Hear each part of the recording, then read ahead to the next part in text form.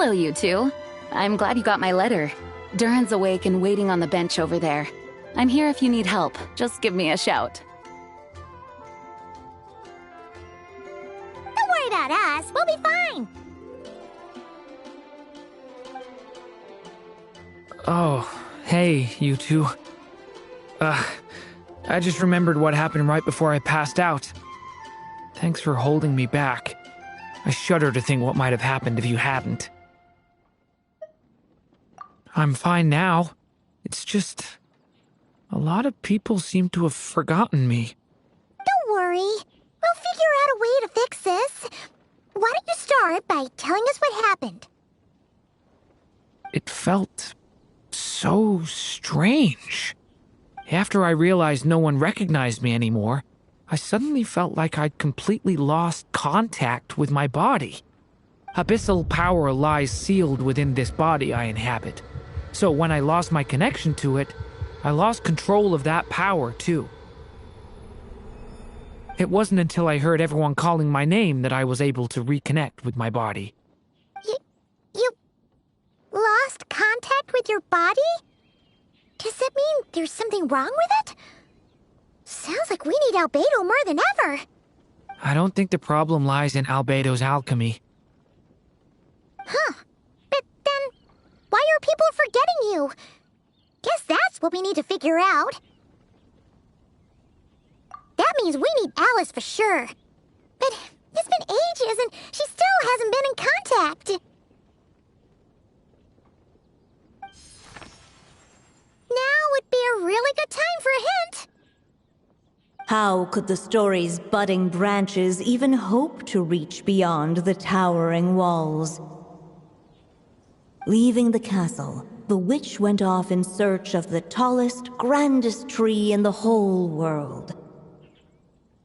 High up in the canopy of that tree, she sought a resting place, a refuge where the little sapling might take root.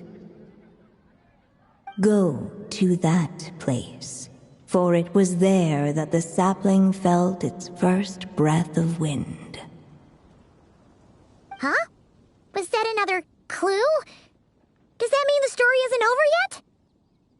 Leaving the castle. It just occurred to me. If this story is all about my own experiences, then wouldn't what happened after I left Simulanka be part of it too? But how could she possibly know exactly what would happen? And even if she did, how could we know when the story was complete? Yeah. Since we can't reach Alice right now, we'll just have to get to the bottom of this ourselves. But first, we gotta figure out where this riddle wants us to go. The tallest, grandest tree in the whole wide world. Huh. The only place that ever gave me that feeling was the one I ended up in right after leaving Simulanka. They had great coffee there, too. And so many books you'd never run out of things to read. Think about it. Our search in Mondstadt began in a library, right? Well, Sumeru City's got one of those, too. And it's absolutely huge. What do you say? Should we try looking there? Huh. That does kind of make sense. And it's not like Paimon's got a better idea. Alright, let's just give Jean and the others a heads up first. Well, it sounds like you've got a plan, so I won't interfere. All I ask is that you stay safe. Albedo won't be back for some time, and until he is, we can't know for sure how dangerous Duran might be in his current state. I'm so sorry about what happened before. Believe me, I'm not blaming you, and neither is anyone else here. If anything, it's the opposite. We're all just worried about you. Worried? About me? Come with me. I want to show you something. As soon as they heard you were awake, they all hurried over to see how you were doing. You all came to see me? A little birdie told me you're working on finishing a storybook. So maybe all those people losing their memories is just a plot twist, waiting to be resolved. Miss Lisa, you... always seem to know how to put my mind at ease. Please, everyone, don't worry about me. When I get back, I'll find a way to complete my mother's story, and the one we started, too.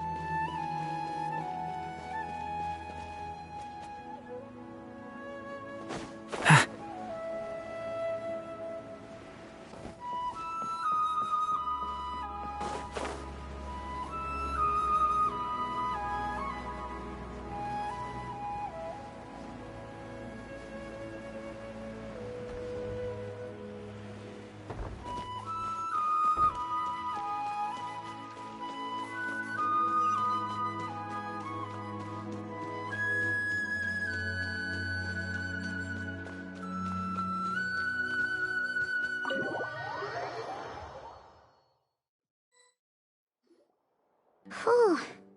After the library hunt in Mondstadt, it's not as if Paimon was expecting this to be easy. But this... yeah... this is something else. Where do we even begin? Even the clue this time seemed kind of cryptic. Yeah. Guess the best we can do is stay on the lookout for more weird things going on. Huh? Sorry, what was that? I'm here to return Volume 5. According to the catalog, Volume 5 of this series is not available for loan. I can't accept the return of a book that was never checked out in the first place. Let me put it this way. My copy is complete.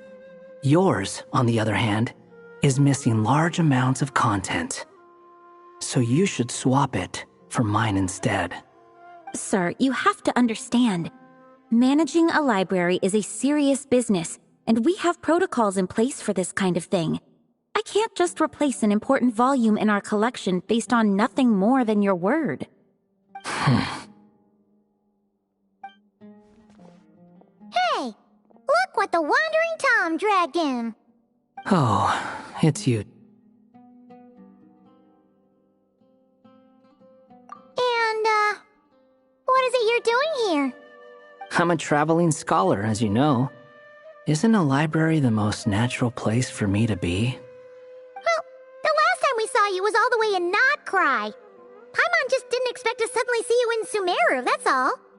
There were some things I needed to come back and take care of. Some documents had gone missing, so I tracked them down, restored them to their original condition. And now, I'm here to return them. And considering what I'm planning to do next, it feels like a weight off my shoulders. What's going on with you, huh? You look like a kicked puppy. Hat guy. Ah, at least you haven't forgotten about me. What's that supposed to mean?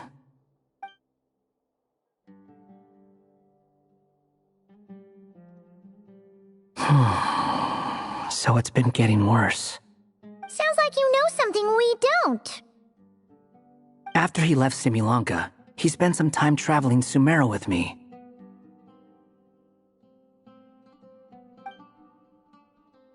I was working on several texts at the time, and I stumbled upon something strange. Anytime Durin of Simulanka was mentioned, before long, the record would disappear. Which means, all the remaining records on Durin are about the evil dragon that fell on Dragonspine. How did you even discover that? If I remember correctly, Hat Guy loved the time he spent in Simulanka so much that he started writing a travel log. That's besides the point. The fact is, You're not affected by the ley lines of this world. I'm sure you can grasp the implications of what that means. His case is different from mine. It's more like the world itself refuses to accept his existence. It started with a few written records, but now it sounds like it's spread to people who never met him or didn't know him well. At this rate, the whole world might forget him altogether. The whole world? But that includes all my friends in Mondstadt, and even Hat Guy, too.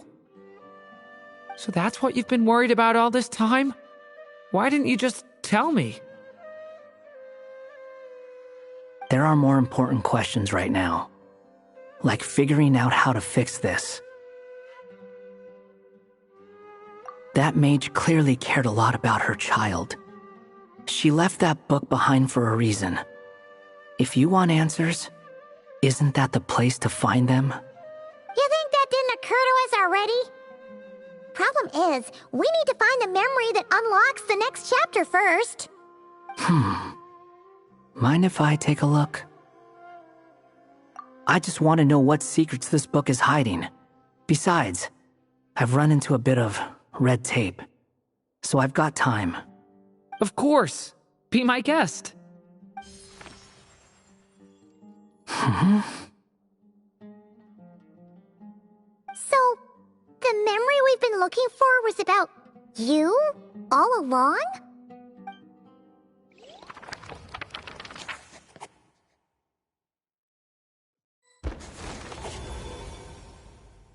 The little dragon became companions with a stray cat with dark blue fur. It was a friendship born of all they had in common. He left his castle at the stray's invitation, setting out to explore the world beyond its walls. There, he grew fond of the outside world, eager to make friends and share the story of his life. Taken by the dragon's story, the stray tried to write it down.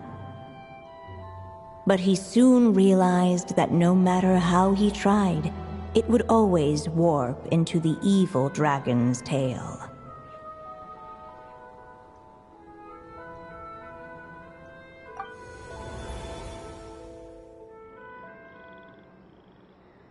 So, this is the world where this chapter takes place? Looks like we're at the top of some kind of gigantic tree.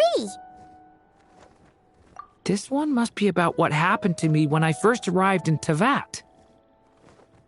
No wonder the memory that unlocked it was about Hat Guy. Most of my memories from that period were. Hold on. Anyone want to explain how I ended up looking like this? Maybe you've become a character in the story too. You see me as a stray cat? A wandering Tom, to be exact. You should count yourself lucky. Of all Durin's friends, your character is by far the most memorable. Maybe it's because I've known Hat Guy for longer, so my impression of him is more vivid than the others. Vivid? Then how come you haven't changed one bit? Guess that means the impression the Traveler left was so vivid, it didn't need changing.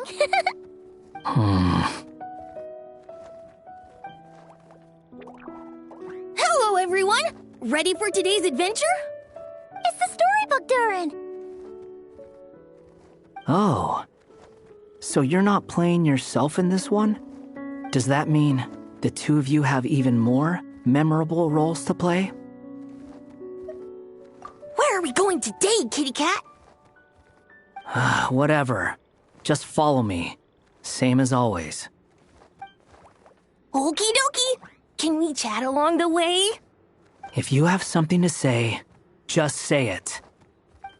Was that seriously how the two of you communicated when you first got here? Yep. Anyway, how do we get ourselves out of here? Usually, the narrator gives hints to help us figure out what to do. Speaking of which, about time we got some of those, don't you think? The story's vines had woven themselves together into a giant tree, the boughs of which a little storyless dragon now paced, homeless among its leaves. He had to find a way to leave this place and set off in search of a home of his own. If he stayed, the world would erase him from its memory altogether. To leave this place? But where am I supposed to go? The little dragon felt completely lost. Just like the vines, the road ahead branched off into different directions, twisting and turning before disappearing into the mist. But as luck would have it, a prophetess waited up ahead. Perhaps she might know where each path might take him.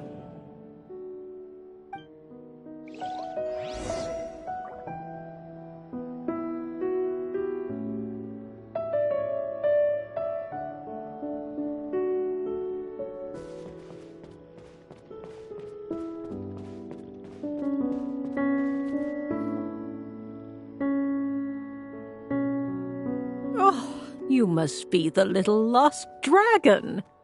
It's true. My friends and I are lost.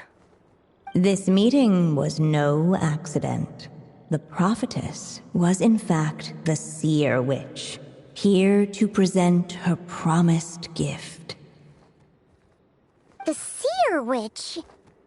Oh yeah! That's Mona's teacher, right? The old hag? Insolent child. I am the seer witch, your prophetess, not some old hag. Sorry! Now, little lost dragon, I have come to bestow the gift I once promised. A prophecy. A prophecy? Hear me now, for my prophecy is this. One day, the dragon from beyond the castle shall be reborn, and none may avert its coming.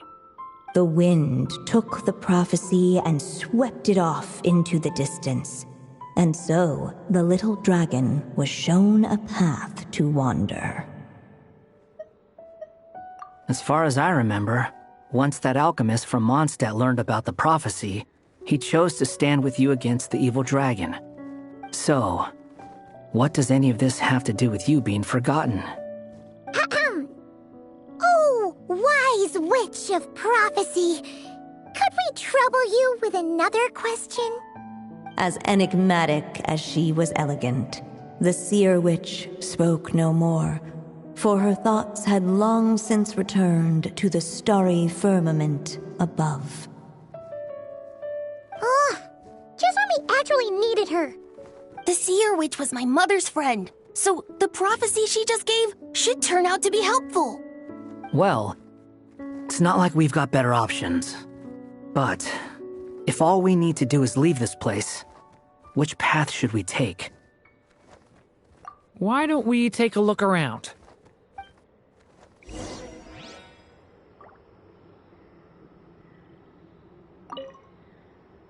As enigmatic as she was elegant, the seer witch spoke no more, for her thoughts had long since returned to the starry firmament above.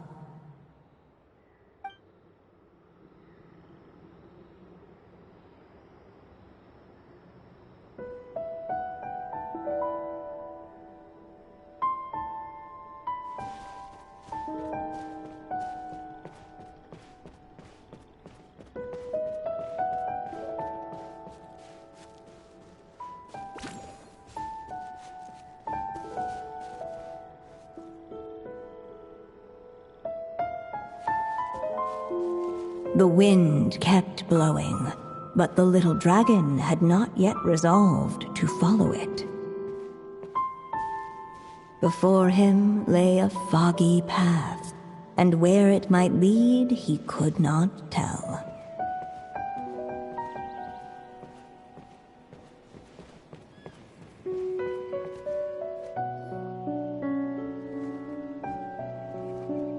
If we we go this way, we'll be heading back to Mondstadt, just like we planned. Out of all the options so far, this seems like the safest, right? At least we know what happens next. He helps stop the evil dragon from returning, gets a new body, makes a whole bunch of friends, who all just forget about him. But you didn't forget, Hat Guy. I'm just saying, choosing this path wouldn't solve the main problem. You'd still end up being forgotten. Huh.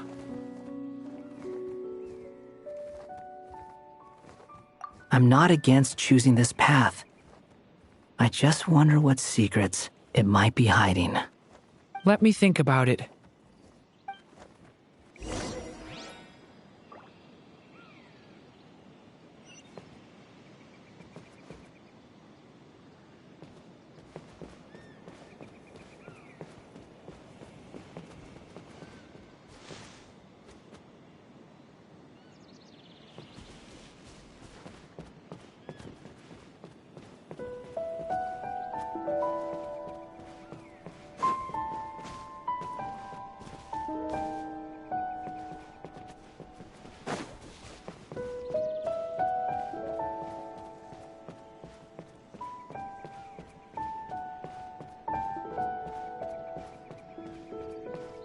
I still think you should keep going, little dragon.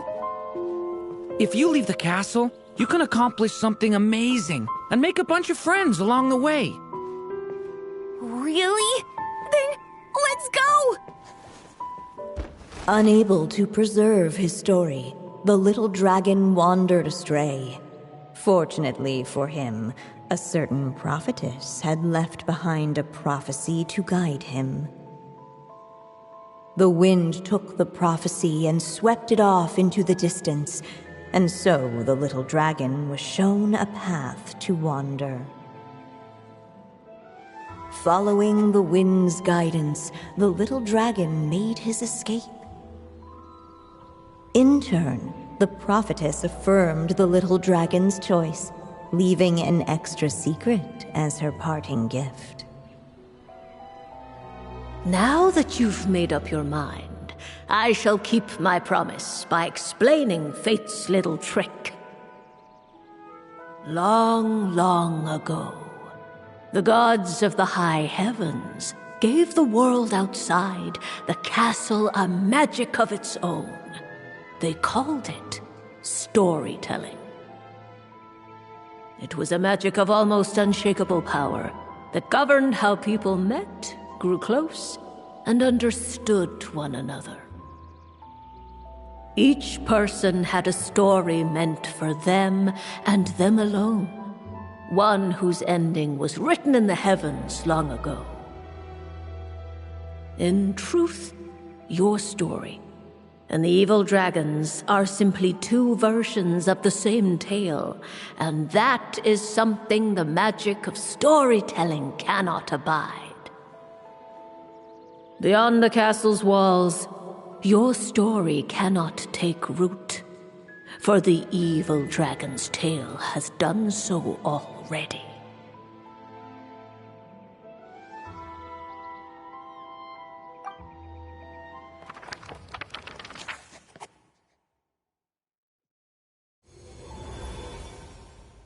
So, that was the secret? Huh. But what does that mean? You still don't get it? Simulonga-Durin and Tvat-Durin share a special kind of connection. Their fates are mirror images of one another. While they were in two separate worlds, there may have been some mutual influence, but their fates were independent. But when Simulonga-Durin came to Tvat, a version of his fate already existed there. So, how can two fates exist at the same time? The answer is, they can't. The rules of this world don't allow it. You can't return a book you never checked out in the first place. So, what's Durin supposed to do? Those mages seem to have come up with quite the ingenious solution.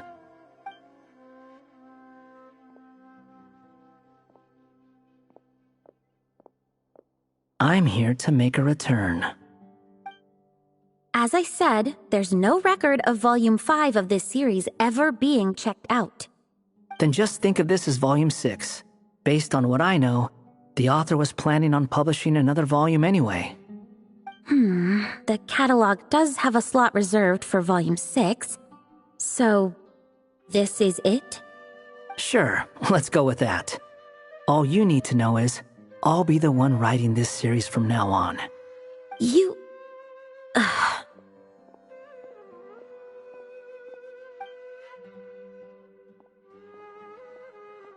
are you up to this time? Remember the red tape I mentioned before?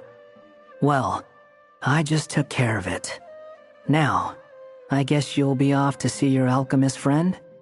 It should be pretty obvious by now. He has the answers you're looking for. Well, we do have a whole bunch of things to confirm with Albedo, that's for sure. But didn't Jean say he'd be gone for quite a while? I'll join you. Just let me know when it's time to go. Hat guy? Don't sound so surprised. I'm part of this story too, aren't I? I'm just playing my role. Well, yeah. But it's not that. I just feel like you want to help, but something's holding you back. When I first realized you were being forgotten by the world, I thought it might be because you spent too much time with me.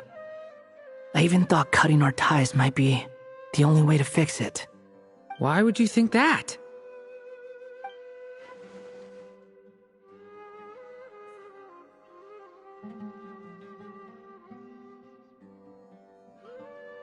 It doesn't matter now. Judging from the answer this book has given us, I was probably overthinking it. Just as well, with the ley lines rejecting him like this, the people who still remember him are his only remaining connection to this place. If that last fragile tie was broken, who can say what devastation his unbound body might unleash? And to think I'm one of the people keeping you here, instrumental in helping change your fate. Can't say I saw it coming. Well, if it's good enough for Hat Guy, it's good enough for me. After all, he is about as odd as humans get. Excuse me? With some people, even if you try asking a simple question, they'll always give you a complicated answer. And the more you ask, the more complicated it gets. Truth is, Hat Guy's just that kind of guy. Whatever. All I needed was a yes or no, so we can quit it with all the back and forth.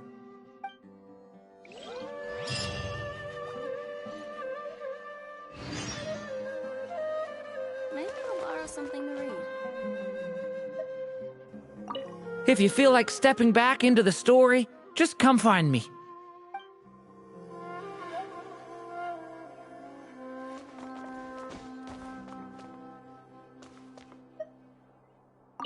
I'm sticking around for the next few days.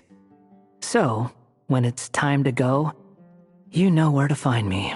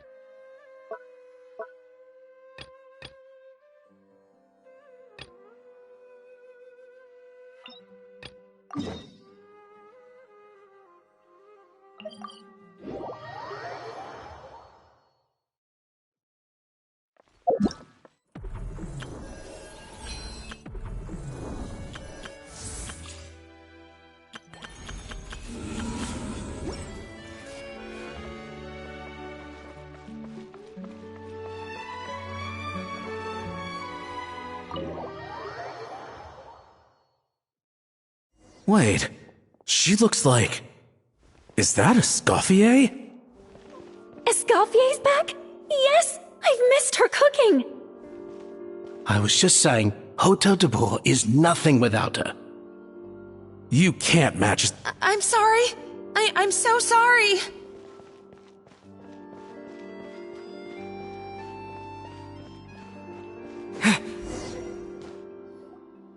I'm sorry, I'm so sorry. I messed up your order.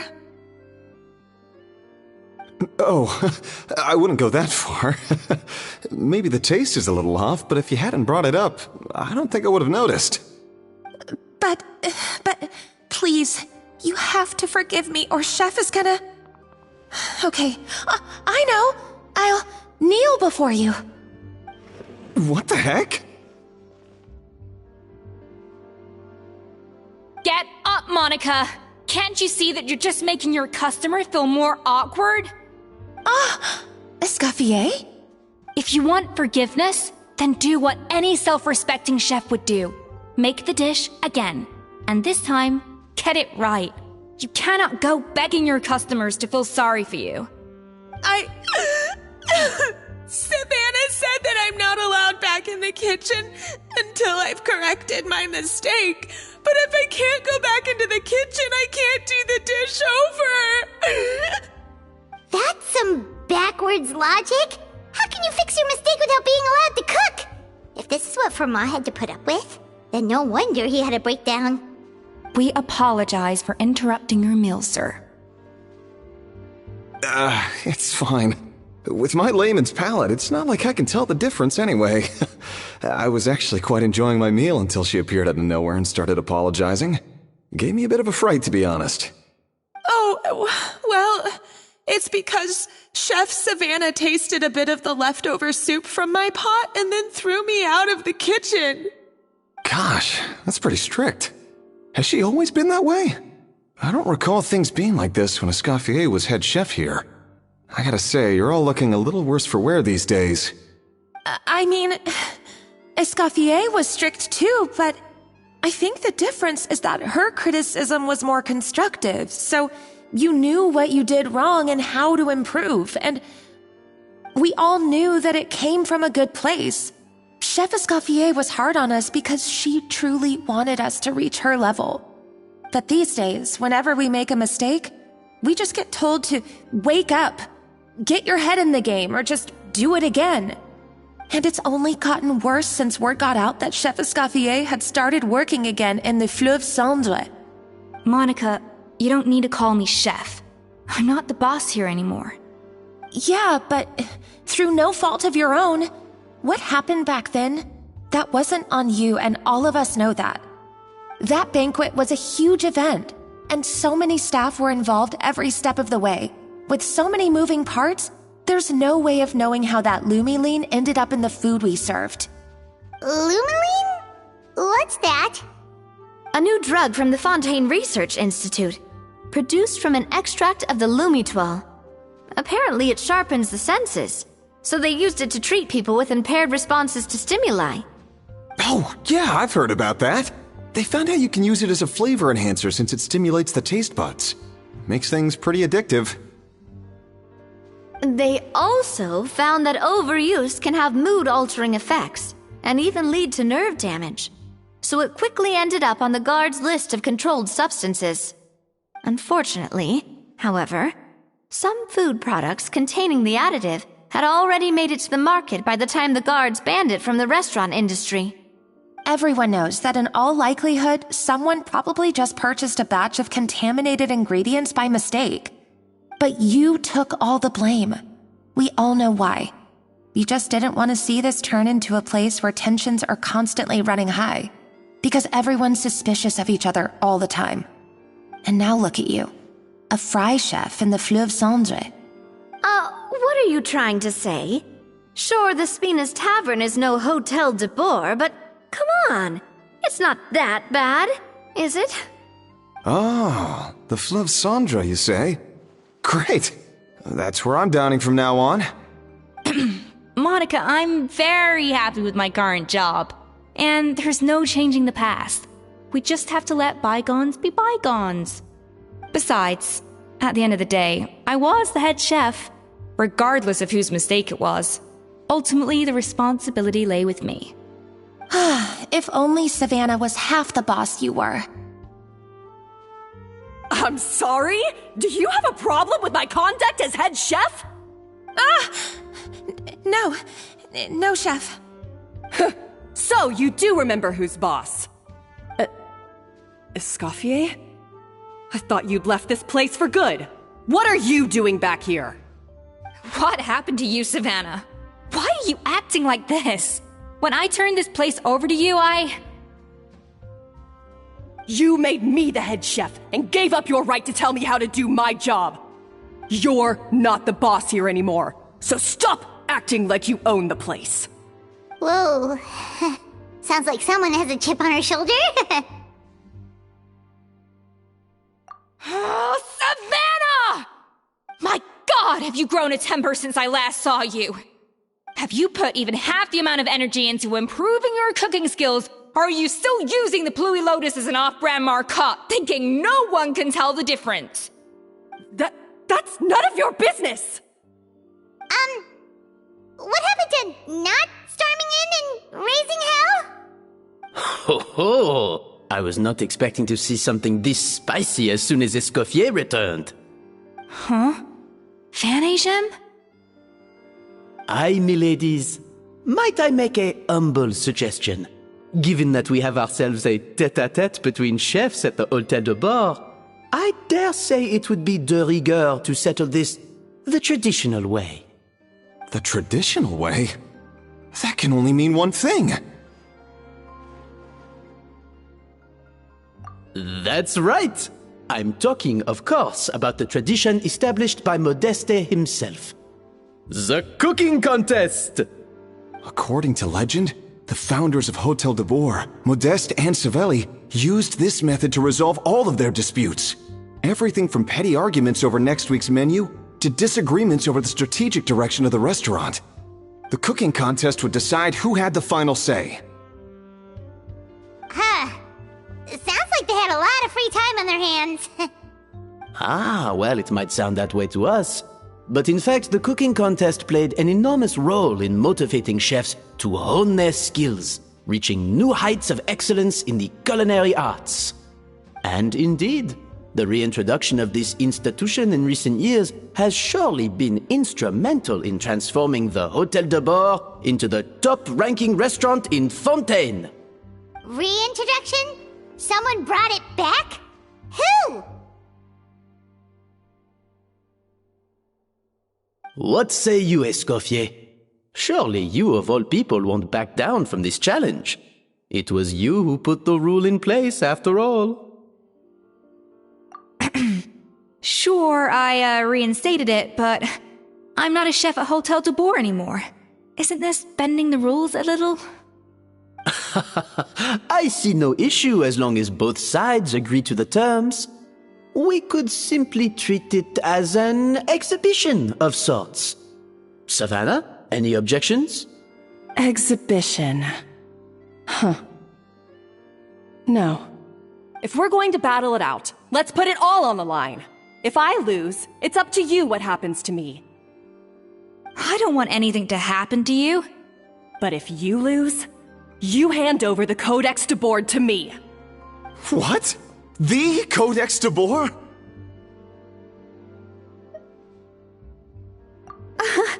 Only the legendary handbook written by the original head chef Modeste.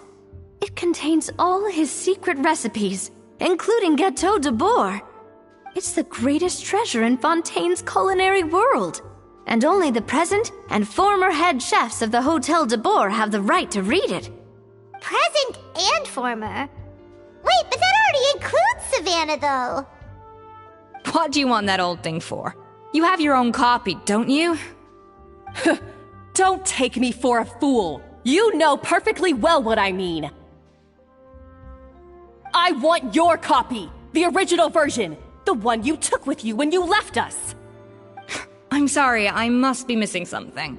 You know, there's no difference between the original and the copy, right? They contain the exact same recipes. Stop trying to change the topic. What's wrong, Escoffier? Scared you're gonna lose to me? Or are you scared of me getting my hands on the original codex? Savannah, you may remember that we gave her the original as a parting gift, to thank Escoffier for her years of service. Asking for it back feels a little, Oh, I'm sure it won't be an issue, as long as both sides agree to the terms. Those were your words, weren't they? And as for the contest itself, let's make it a bake-off. Gâteau de bourg, per the recipe in the codex. Well, Escoffier, you against me. Are you in or out? You sound surprisingly confident. All right then, let's see how much you've actually grown. I hope you surprise me, Savannah. I'd hate to find out that all you've learned after this long is how to chew people's heads off. Believe me, I'll show you. Escoffier, are you sure this is a good idea? You accepted her terms a little hastily. Oh, it'll be fine. Let's head back to the Fleuve Cendres so I can get prepping.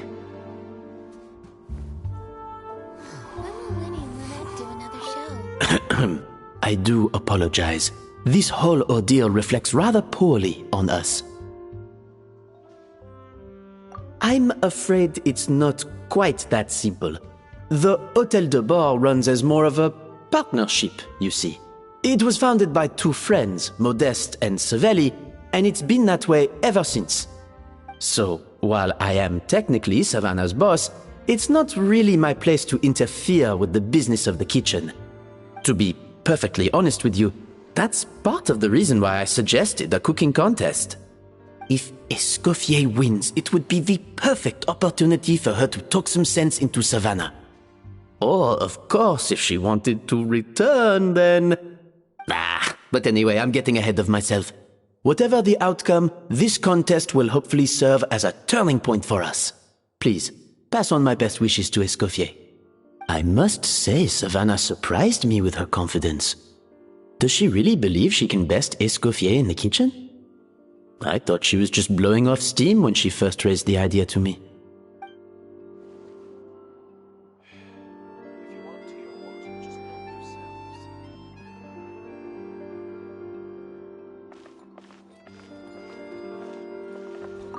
I can't believe I got to witness that firsthand. I only stopped by here for a quick meal. I definitely got my Mora's worth today.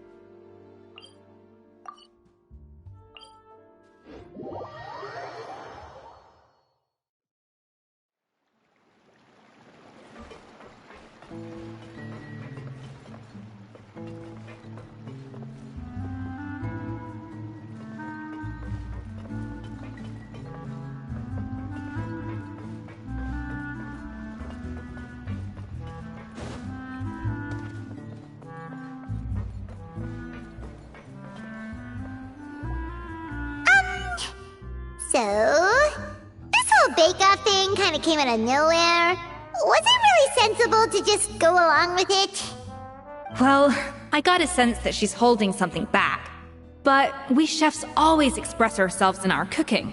So if she won't talk, this might be the best way to find out what's really going on with her. Huh? Holding back? Sure didn't sound that way to Paimon. Escoffier only picked up on it because she's the same way. Always closed off, never letting you know what she really thinks. That's patently false, at least where your macarons are concerned. I've been nothing but truthful with you about the disgraceful amount of sugar you use. Okay, that's one case where you can keep your thoughts to yourself. Oh, that? Well, it's not so much a recipe book as a diary of Modeste's adventures. Back in the day, he and his good friend Savelli explored far and wide, partly adventuring, partly looking for new ingredients and developing new recipes. Their creations had an enormous influence on the course of Fontaine cuisine, turning it into a much more vibrant and diverse scene. For instance, legend has it that the original Gâteau de Bourg was made using a special secret ingredient that Modeste discovered on one of his adventures. So rare was the ingredient that they could never make more than 16 slices of the cake per day. But everyone who tried it claimed that it was one of the most blissful and invigorating things they had ever tasted. Modeste and Savelli went on to found the original Hotel de Boer, which catapulted them to stardom in Fontaine's culinary world. Especially Modeste. He was hailed as a once-in-a-generation genius, and over time, the recipes from his adventure log became known as the Codex de Boer. Paimon's heard this kind of story before. Armed with the Codex, the Hotel de Boer took its rightful place as the finest restaurant in the land, serving those recipes for centuries to come. Something like that? What? No, of course not. Cooking is a constantly evolving art form. How could any restaurant survive if they only served food that was popular last century? Anyway, never mind centuries. Savelli and Modeste parted ways not even 10 years after their rise to fame. Then, Modeste passed away while he was still in his prime. And that was it. The end of the Hotel de Boer's heyday. It fell into decline, and for most of its history, it was just a nondescript place with a couple of cheap tables. It's only in recent decades that it started recovering. Even then, it still took numerous relocations and changes of management before we finally ended up with Vanigem and the restaurant we have today. Oh! So the Codex really isn't all that, then. Paimon figured it was like one of those mystical books they have in Liwei's martial arts novels, where the main character learns all their secret powers from. Yes, well, that's fiction, and this is reality. You can't meet the tastes of modern diners by following some ancient recipes from a dusty old book. Case in point. Even the Gâteau de Boer they sell now is actually Escoffier's reimagination. Wait, really? Why, though? Didn't that recipe make it into the Codex? It did, but like I said, it's the dusty old book now, and the records aren't as legible as they once were. Not to mention that there's no way of finding the secret ingredient Modeste wrote about. So, reimagination is right. I consulted some historical records and took what I could from the Codex. But ultimately, the Gâteau de Boer of today is my own recipe. As for why we gave it the same name and kept the tradition of only selling 16 slices a day, well, you've got Vanigem's business sense to thank for that. Oh! Huh. Well, that kind of takes all the mystique out of it. Hey now, it might not be the original Gâteau de Boer, but it's still the most delicious cake in Fontaine today. And who knows, maybe Escoffier's version is more suited to your palate. Just think, if the original truly was the perfect cake you're imagining it to be, there's no way the recipe would have been lost to history, right? Not to mention that the Hotel de Boer never would have fallen into a slump. Anyway, before I left my role as head chef, I made a copy of all the recipes from the Codex, including my own improved versions, and turned them over to Savannah. So why is she so interested in the original copy? Could it be a symbolic thing? Like, whoever holds the original Codex de Boer is the true head chef? Well, it was clearly precious enough to give to Escoffier as a parting gift. Meanwhile, Savannah only got a copy. Maybe from her point of view, it's like management doesn't truly see her as being worthy of the role. You think so? The only thing is, it was her suggestion to gift me the original in the first place. Well, a joint decision by her and Vanigem. But still. What? Huh. Guess she's had a major change of heart since she became head chef. Yeesh. Who knows? We could speculate forever. Better to just let our Gâteau do the talking. It means besting her in this bake-off, and then getting her to explain herself, even if I have to beat it out of her with a spatula. However much she's changed since we worked together, I believe that she still has her chef's pride. And if she respects the art, she'll respect the outcome of our contest. Well, I'm confident that you and your spatula can get justice for Froment. All you need to do now is win the contest. But that should be a breeze for you. let's not get too ahead of ourselves. Gâteau de bourre is very complicated to make. Usually, it takes 3 chefs working in tandem to cover everything. Now, if I had to push it, I could probably do the work of 3 chefs myself. But I'd prefer to play it safe if I can find a couple of assistants in time. Well, that's easy. The 3 of us are veterans in the kitchen. You just need to pick 2 of us. Well, I have heard the Traveler is an accomplished cook, as well as a warrior. But be warned, I will hold you to exceptionally high standards. Think you're up to the task? Oh, count me in too. I've spent weeks perfecting my macarons after your scathing review. Even if it means competing against the Traveler, so be it. I'll show you what I'm made of. Confident. I like it. Alright, let's start with some elementary mise en place. Show me your knife skills. I've always called it chopping stuff up, not mise en place. But it's basically the same thing, right? Oh, Navia. The difference in your case is that mise en place is chopping stuff up without sending juices flying all over the kitchen.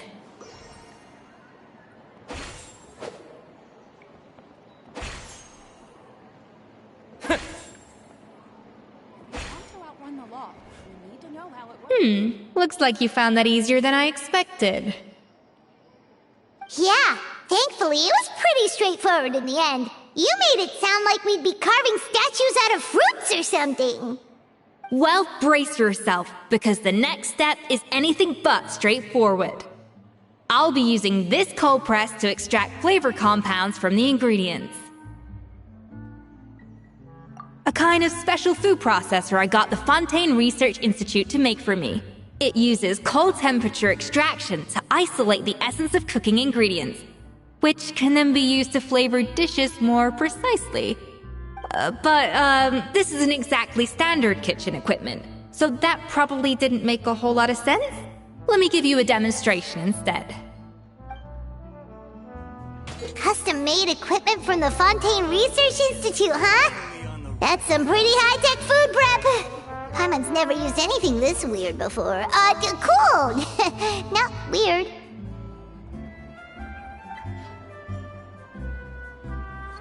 A little amuse-bouche!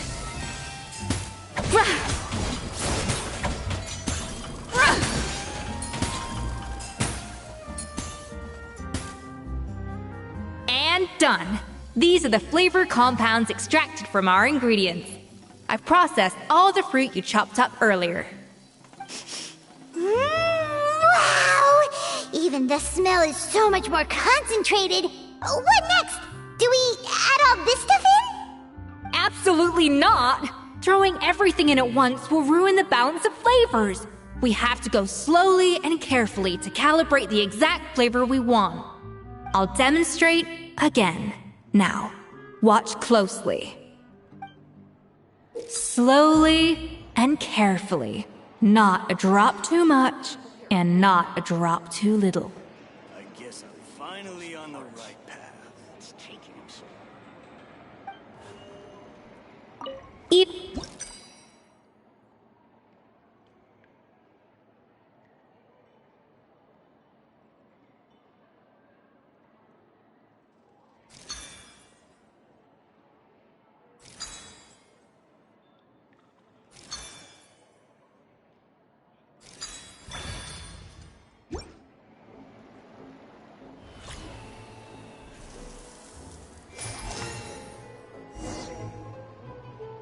And voila! Now it's your turn.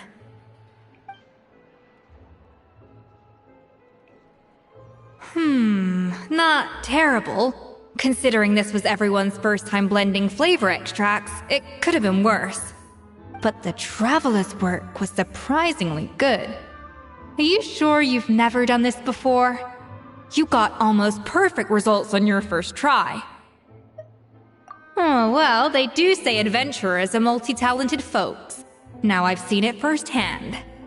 Alright, now for the part I've been looking forward to. I want each of you to cook something from the Hotel du Bourg's current menu. I'll judge your submissions and give you a final score. That's right. The true test of your cooking skills is the finished product. It'll be good practice for the contest itself. Now get to it. Chop chop!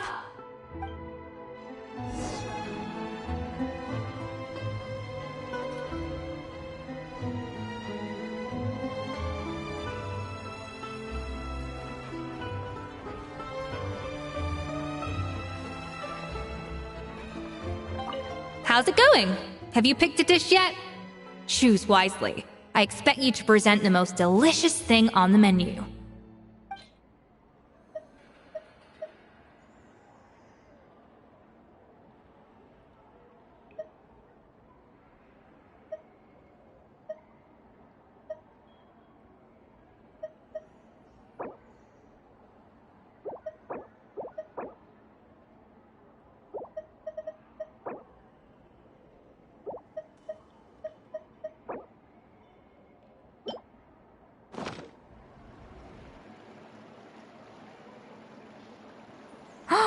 Look at that! With the grace of a snow-winged goose, as I like to say. Now, let the grating commence.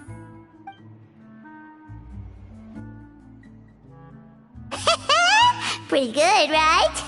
Not to brag or anything, but Paimon's a bit of a connoisseur when it comes to la food.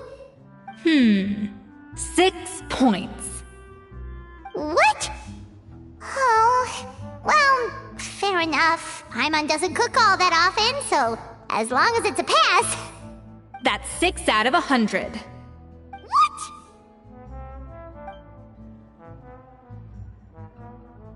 You say you're a connoisseur, but it's quite clear from this dish that you have far more experience consuming food than creating it. By that logic, I suppose you think listening to Lady Farina on repeat every day would make you an opera singer. Aww. Me next. I'll have you know that this batch of macarons has 2 whole tablespoons less sugar than my previous ones. So you went from 12 tablespoons to 10? Well, it's nice to know you actually measured it out. Because it tastes like you just threw in whatever was left in the jar. 6 points. Aww. Now to the final dish. So, what do you think? This is our last hope. 8 points. Darn! That's barely higher than what we got. Not exactly. The color is spot on. Beautiful aroma. Excellent presentation. I have to give this one 8 points out of 10. Maybe even 9 points. Huh? How did you pull that off? Don't get me wrong. There's room for improvement. But still, this is clearly the work of an accomplished chef. I can tell that you've put many hours of work into honing your skills in the kitchen. I can really taste the grace of the snow-winged goose in this dish. The traveler's journey, with all its trials, tribulations, and setbacks. Not to mention the frustrations of having a picky eater for a partner. Hey, you made that last part up! No way did you taste that! Well, it looks like I lost fair and square. I guess you'll be taking the Traveler as one of your assistants then? But if it takes 3 chefs, that still leaves 1 slot remaining. Maybe Paimon and Navia should keep practicing and see how it goes? Chef Escoffier! Oh, it's Hilaire! What brings you here? I heard the news about the cooking contest. You're doing Gâteau de Bourg, right? I was just wondering if you needed any help. And you think you're up to the task, do you? Oh, no, I know I'm not there yet. It's actually my dad who wanted to help.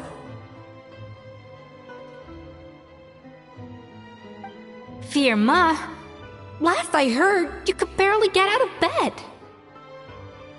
Chef Escoffier, Navia, Traveler, thank you all so much for everything you're doing for me and my family. I've had enough of sitting around at home while you run yourselves ragged. If you let me, I'd like to help you win this cooking contest. Yeah, I was gonna say the same thing. Don't you worry. I'll be fine. I'm feeling much better now. I'm sorry. I know I've been rather useless these past few days, but not anymore. The fact is, I'm a fine chef, despite recent events.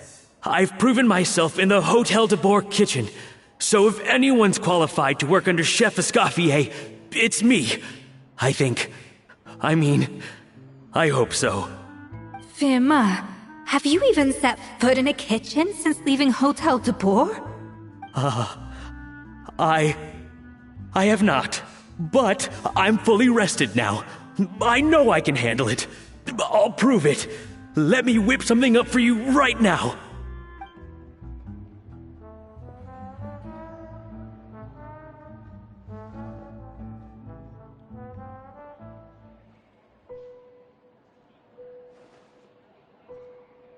Huh?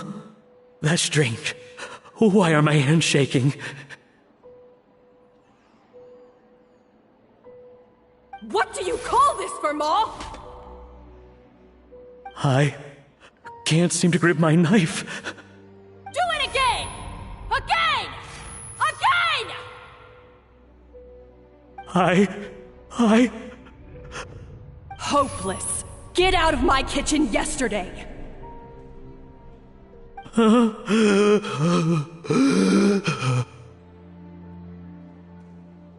Dad, what's wrong? I don't understand. I was feeling so much better, and then Will I never be able to work in a kitchen again? Dad, talk to me. What happened?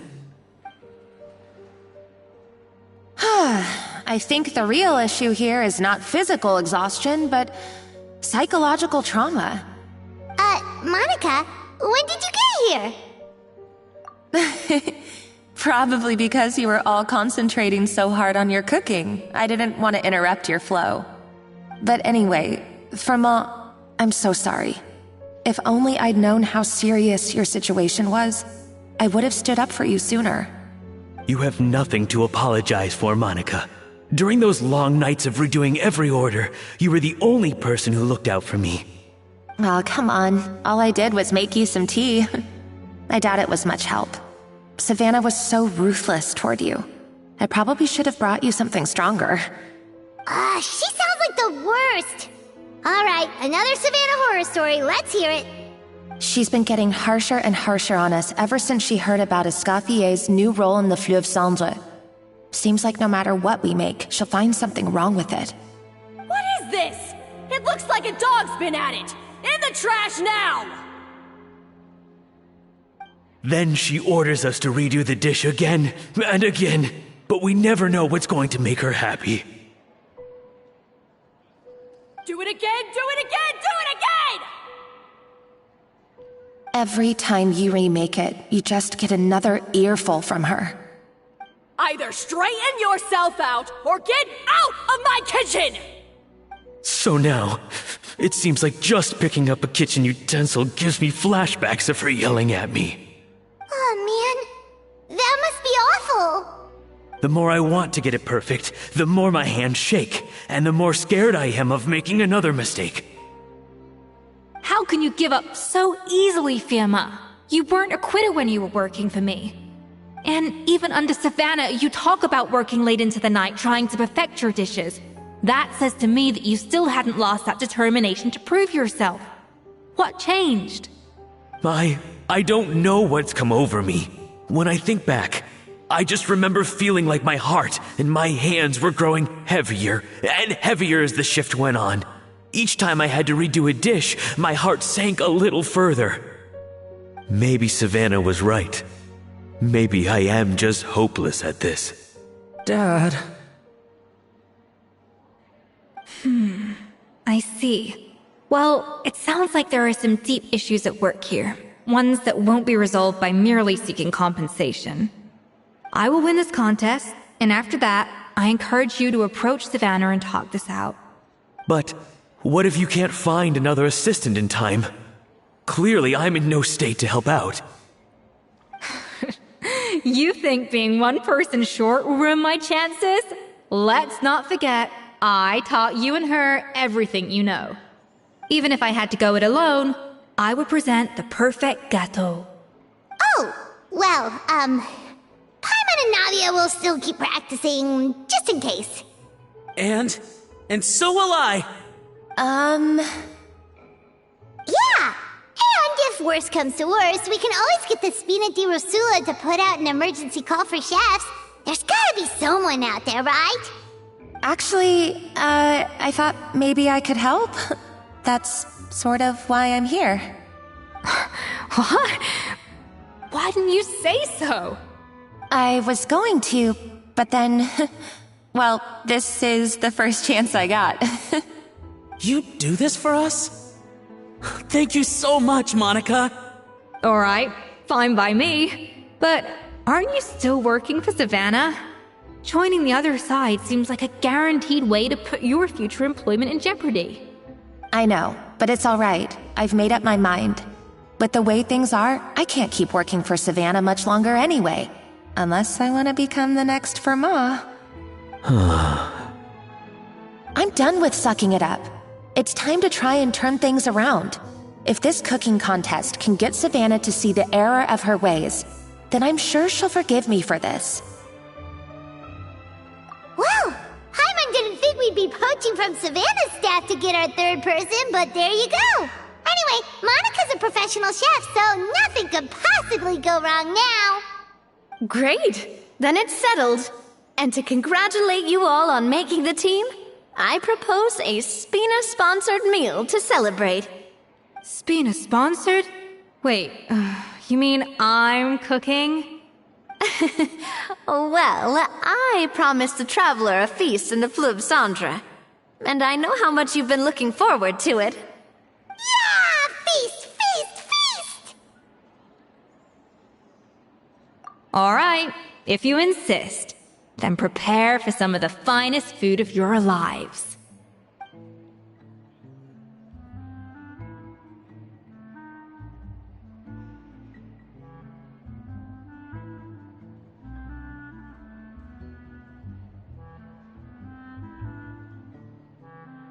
That's not a bad idea, actually.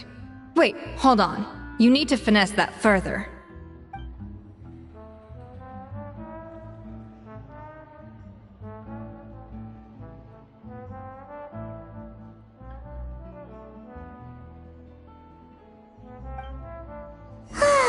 That was a dream come true. Paimon never knew Fontanian cuisine could be this good. So, this is what Chef Escoffier is truly capable of.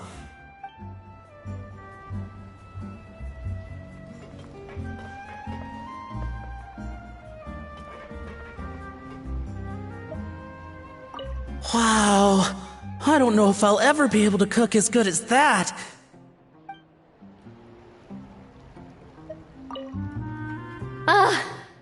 I wish I could eat that all over again. It's not often that Escoffier goes all out like this. And it's all because of you, Traveler.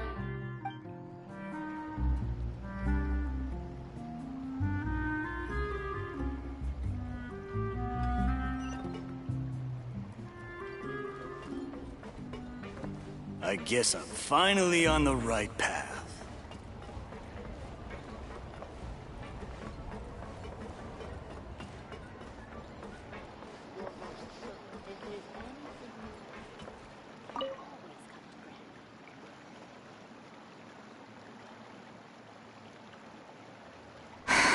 Why, Savannah?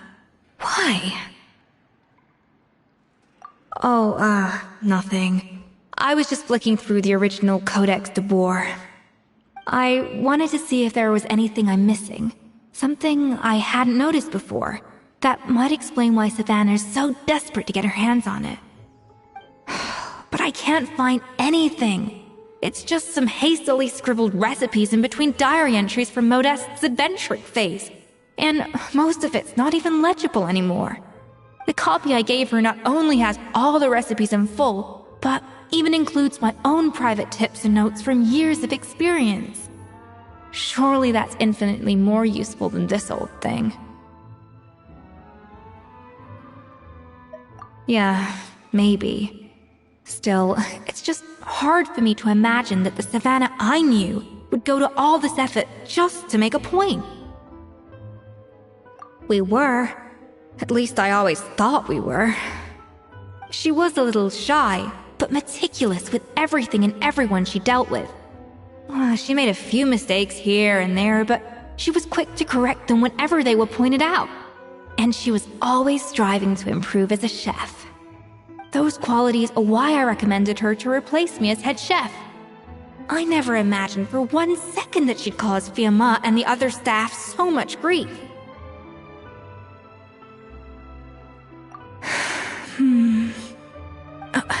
Well, I mean to an extent, of course. I pushed hard for her to get the role. And the idea that she turned out like this because of me is difficult to come to terms with. I wonder if this is how Modeste felt back when he was writing the Codex. Yes, with his good friend and co-founder at the Hotel de Boer, Savelli. The story goes that after Modeste unveiled his Gâteau de Boer and was hailed as a culinary genius, he was admired and adored by all. But his newfound fame slowly drove him and Savelli apart. Unlike Modeste, whose every new creation was an instant hit, Savelli seemed to face setbacks at every turn. Doors that would swing wide open for Modeste would shut in Savelli's face. And with Modeste being whisked off to all manner of functions by his celebrity friends, he had less and less time to discuss the culinary arts with Savelli. People started gossiping about Savelli, and their relationship between the two gradually soured. Everything came to an abrupt end when Modeste, still in the prime of his life and still hailed as a genius, suddenly died from an acute illness. And that was it. They neither had a decisive split, nor got the chance to properly reconcile. Their story just came to an end. One rumor had it that Savelli actually killed Modeste out of jealousy, even as the latter was hoping to make amends. Unlikely. It's a popular theory, but there's no real basis for it. At least there are no records of Savelli ever being convicted of a crime. Still, beyond a point, there's no way of knowing what truly happened in the past. All we can do is try to make sure the present doesn't quite go as badly. And that's why I have to win this contest tomorrow. Then get the truth about everything that's been going on, even if it means cracking her open like a nut. You're right about that. Just follow my lead and victory will be ours.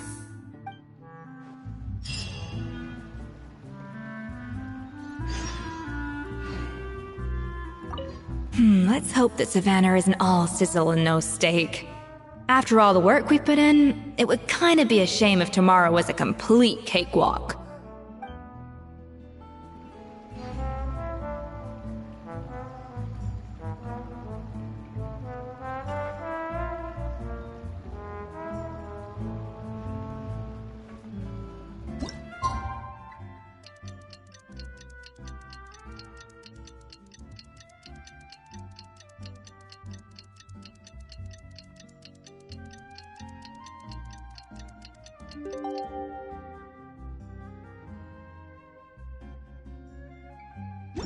It's Cooking Contest Day! To the Hotel de Boer! Toot sweet!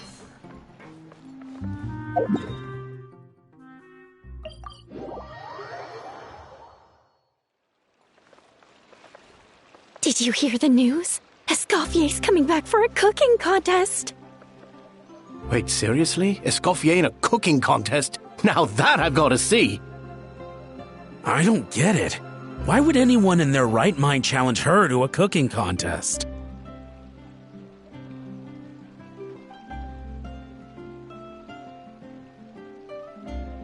Rely on the ocean's self-cleaning ability.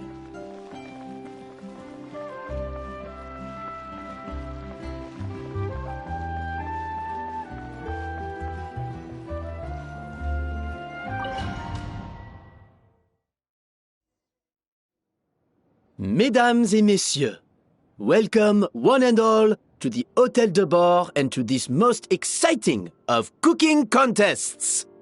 Savannah, I've brought the original copy of the codex you asked for. Monica? Huh. In the interests of fairness, this contest will be conducted in a double-blind format.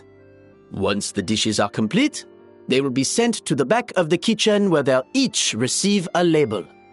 The labels will be placed out of sight underneath the plates, only to be revealed after the judges have sampled them and reached a final verdict. This is to ensure that no one will know which dish is made by which contestant. As one of the judges, I promise to be fair and impartial. When my meal got interrupted yesterday, I never thought this is how they'd make it up to me. Getting a seat on the judging panel is a pretty sweet deal. Both contestants have taken their positions. Then, without further ado, let the Hôtel de Bord cooking contest commence!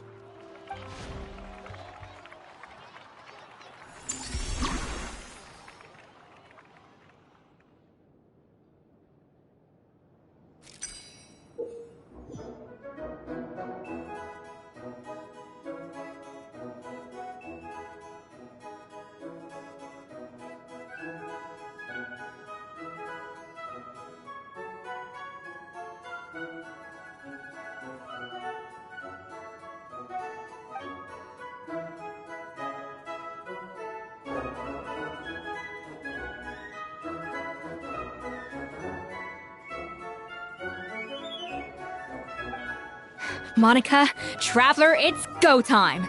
Let's do this. Alphonse, Gaspard, get to work! Do not disappoint me. Looks like our two head chefs are raring to go.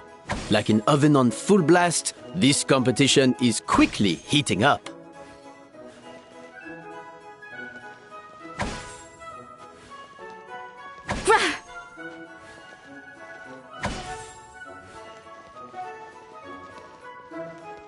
To the freezer. That should be enough flavoring.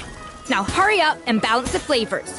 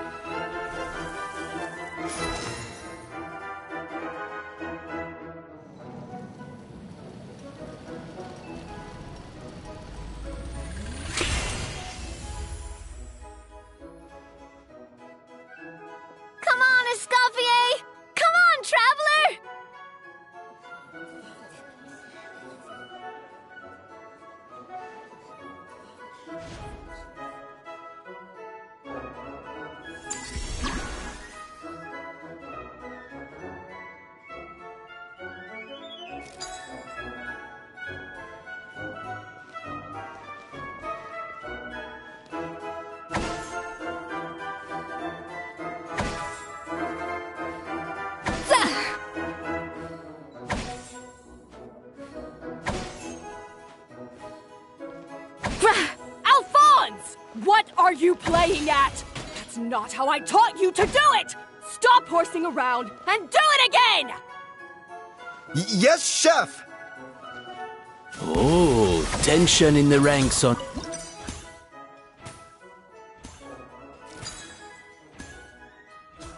The balance of flavors is about right, but the quantity is too low.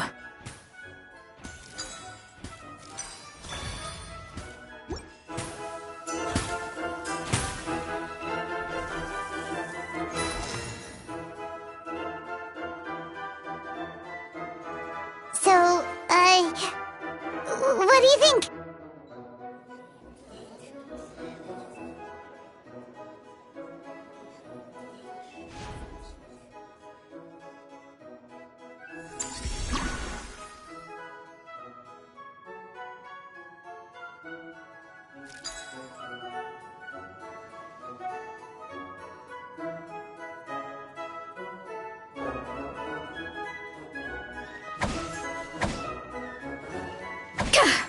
Escoffier is already on the final step of the recipe. Let's check on Savannah's progress. I think this flavor profile is still a little bit off. Enough! Oh, useless! Both of you, make like an egg and beat it! I'll do it myself. Wow! Is Savannah serious? Can she read?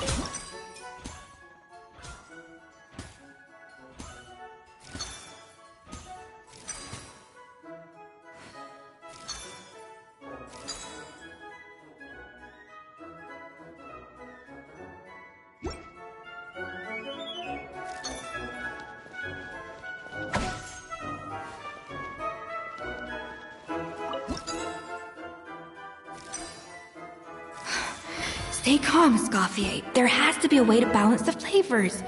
Just think.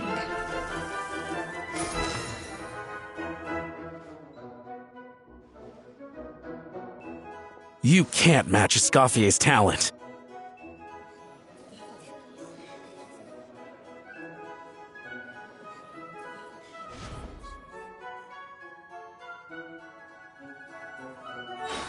I present to you Gateau de Boer.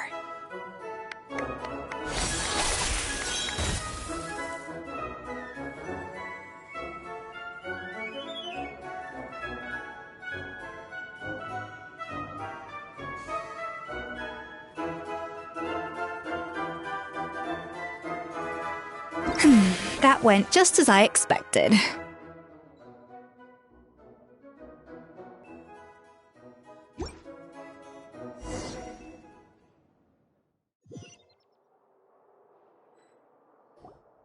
Time's up! Contestants, please take your dishes to the back.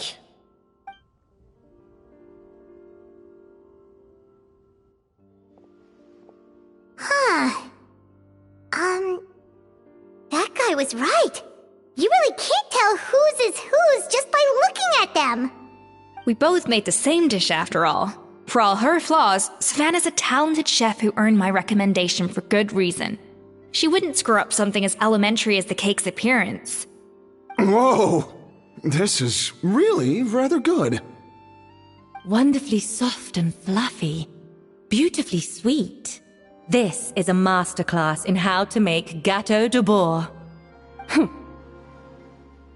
I would give this one at least 9.9 out of 10! Only because there's something about the flavor of the base. It's just a little different from the recipe I'm used to. Huh? Really? I couldn't tell.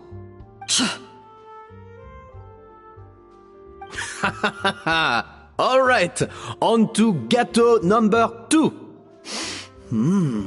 I haven't had a single bite and already this aroma is a delight to the senses. I have a feeling that this Gateau will be a Gateau for the ages. How exciting!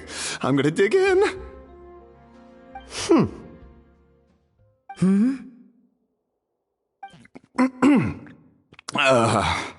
I think maybe someone got a little carried away when they were adding the sugar. Not just the sugar, it's the flavors too. This is all over the place. Who made this? It appears the decision is unanimous. This Gateau is far below the standard we would expect. And Paimon thought this might actually be close. Turns out she can't bake to save her life.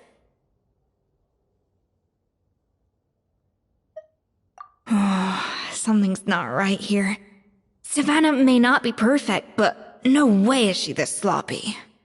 I can now declare that the creator of the first Gateau has won this cooking contest. Now, all that remains is to turn the plate over and reveal the chef's name underneath. What? It's Savannah? No, that's impossible! Hey,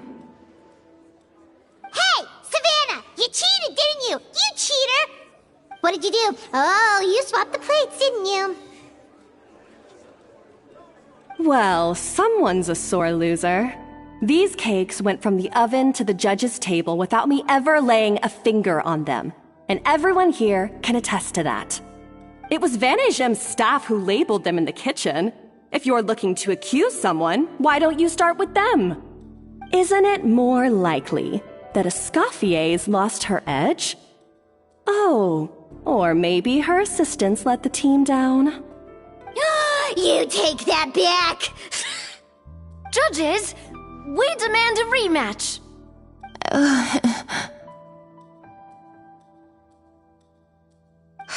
That's enough! What's done is done. As head chef, or rather as team lead, I take responsibility for the dish I served. Whatever went wrong and however it happened, I should have spotted it. Savannah, I didn't think you'd stoop this low just to beat me in a bake-off. What happened to your chef's pride? I don't know what you're talking about. If you want the Codex de Boer that much, you can have it. Escoffier, no! But you must promise me that you'll apologize to Firma and compensate him for everything you put him through. It's a little late to be negotiating terms. The contest is over and I won. That means you owe me the Codex, and I owe you nothing. Look, Savannah, you may have fooled everyone else, but can you really fool yourself? What I'm offering is to accept defeat without looking to expose what you've done.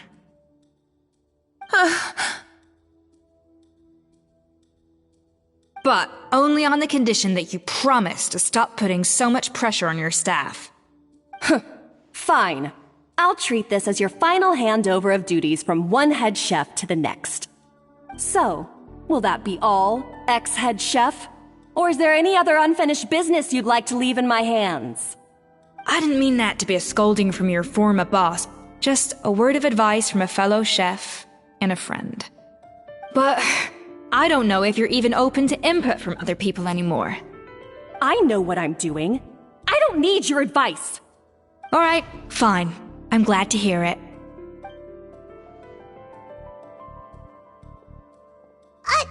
Escoffier! The Codex de Boer! Finally. Now, at long last, I will succeed. Escoffier? How could you let her get away with this? Yeah! The Codex is a souvenir of your time here! Doesn't that mean anything to you? It's alright. It was just a bake-off, not the end of the world. I'm already over it. Besides, it's not all bad. She agreed to compensate Firma. That's mission accomplished for the Spina. Honestly, if I'd have known that giving her the Codex would solve everything, I'd have just done that in the first place. I mean, why bother with the whole cooking contest? It's such a waste of time and energy.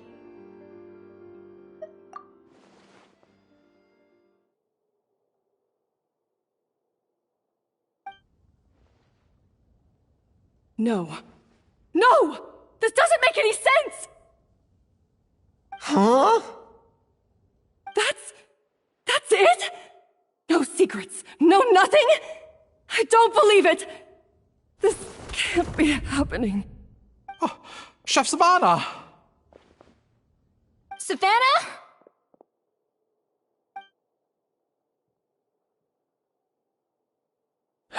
It's nothing life-threatening.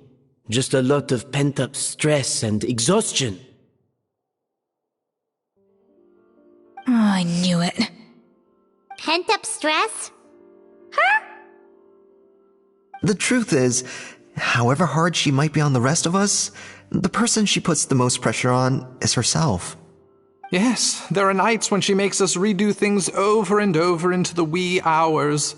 But for her, it's every night. She'll hide herself away in the kitchen, working on new techniques and recipes, and only realize how long she's been at it when we come to work the following morning. But why? Why would she do that? Our best guess is she doesn't want to be seen as less of a chef than Escoffier. And there it is. Even so, that's no excuse for taking her anger out on the rest of you. Yeah, and it's definitely no excuse for cheating in the cooking contest. About that, we honestly have no idea how she did it. We were focused on our own work the whole time, like she asked. Leone and Argalia were the ones I tasked with labeling the cakes. I've already spoken to them both. They're at a loss to explain it too. Not to worry. Come on, join me downstairs. I'll interrogate the guilty Gateau myself.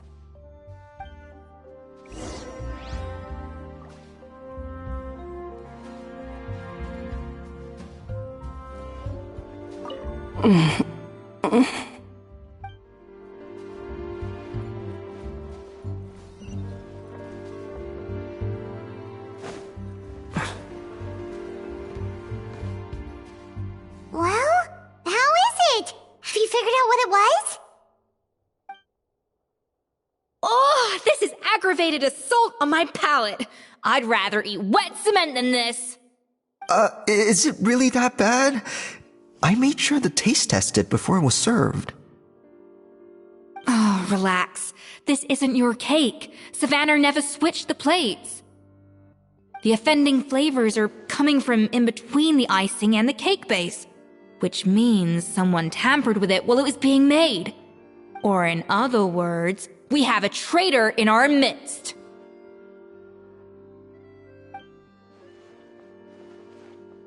I'm sorry. I was forced into it. It was Chef Savannah. She said if I didn't cooperate, she would... Calm down, Monica. I've already accepted defeat. And if I wanted retribution, I would have brought this up when the results were announced. Whatever's going on with you, just spill the beans. There's no need to hide it.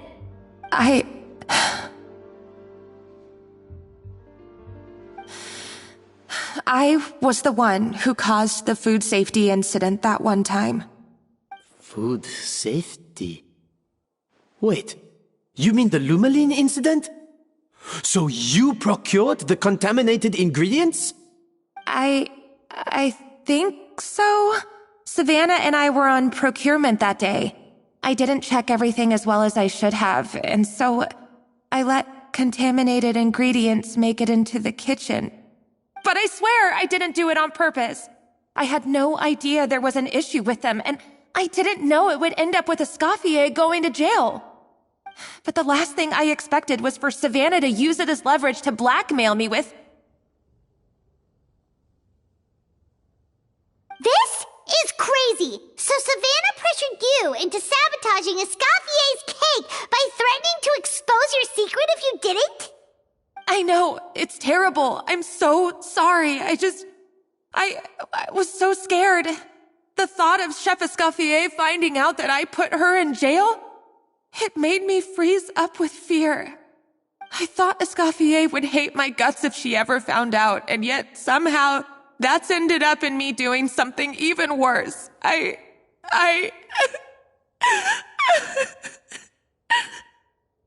Seriously? All this fuss over a little slip-up? Huh? Firstly, it's not like I got a life sentence. I did my stint at the fortress, and now I'm out. And secondly, I had my own reasons for leaving the Hotel de Boer. This wasn't the only factor. So, you don't need to feel ashamed or frightened or anything like that. Any more than you need to add butter when you're pan-searing foie gras. You mean... you forgive me? Oh, well, I'm not saying you don't have to take responsibility for your mistakes. You should tell Vanagem to mark down your performance for the past few months. Then do some digging and find out exactly where those contaminated ingredients came from. Sure, you've made mistakes, but now's the time to fix them. Understood? Understood.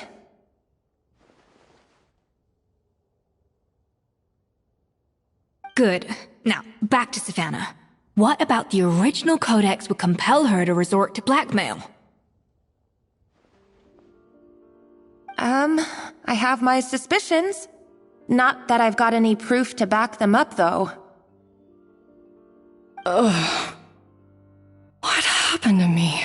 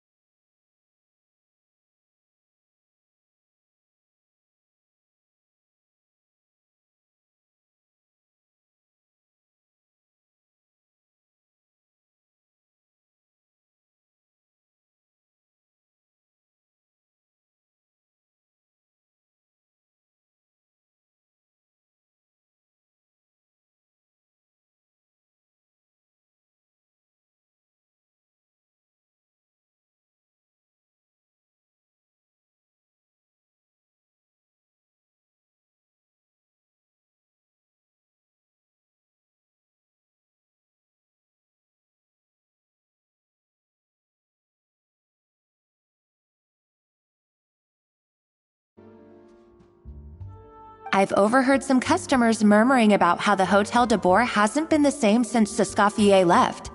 They think our menu doesn't taste like it used to, especially our signature items. Now that you mention it, I noticed it during the contest too. I couldn't put my finger on it, but the flavor seems subtly different from how it used to be. But the difference was so small, I'm sure no one would notice it besides our most loyal customers and true dessert connoisseurs. Still, as head chef, it's easy to see why Savannah would get so hung up on it. So many times I've seen her make the cake base over and over again, late into the night, determined to match Escoffier's version. But something's always slightly off every time. Yeah, I've noticed that too. Never really gave it much thought, though. Thinking back on it now, it's clear that Savannah's been in a downward spiral ever since Escoffier left. She wants to prove that she can fill Escoffier's shoes. That's gotta be the reason. But after countless setbacks, she's getting more and more unhinged. And at some point along the way, she switched from doubting herself to doubting Escoffier. Doubting Escoffier? For what?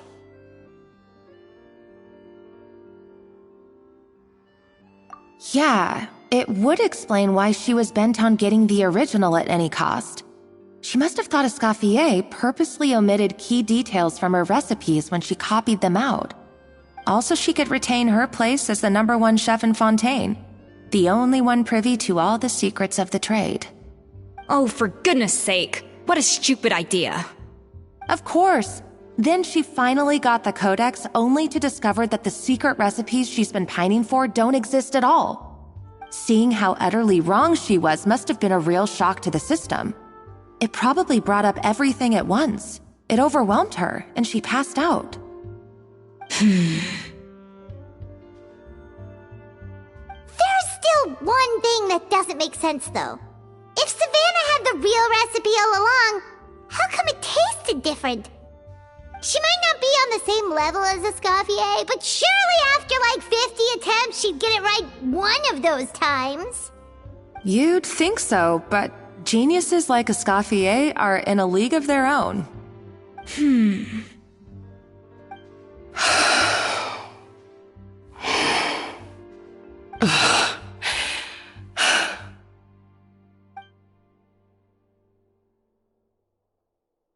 New head chef, you say? What's her name? I don't think I've heard of her before. I wonder, can the Hotel de Boer keep its edge without Escoffier at the helm?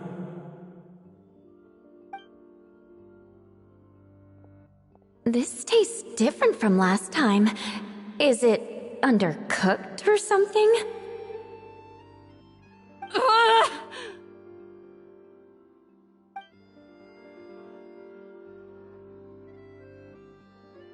Take this. It's a copy of the Codex de Boer. From now on, you will be its keeper. Don't listen to the doubters. If I say you can do it, then you can do it. Even if you don't believe in yourself, at least believe in me. Hey, did you hear me? Once I'm gone, the restaurant is all yours.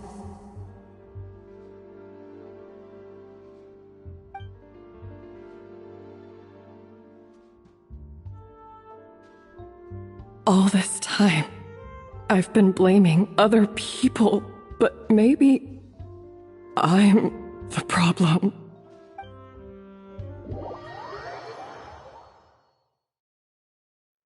I sincerely apologize for putting everyone out. Savannah's awake now, but I don't think she's ready to speak to anyone yet. Let's give her the day to calm down. I'm sure you'll have the chance to talk everything out tomorrow. In that case, I'll go and update for Ma and his family. I wonder what he'll make of all this. So, we'll come back tomorrow then. Whew, that was a long day. I think I've earned myself a sweet treat when I get back home. Macarons? Or are you gonna switch it up this time?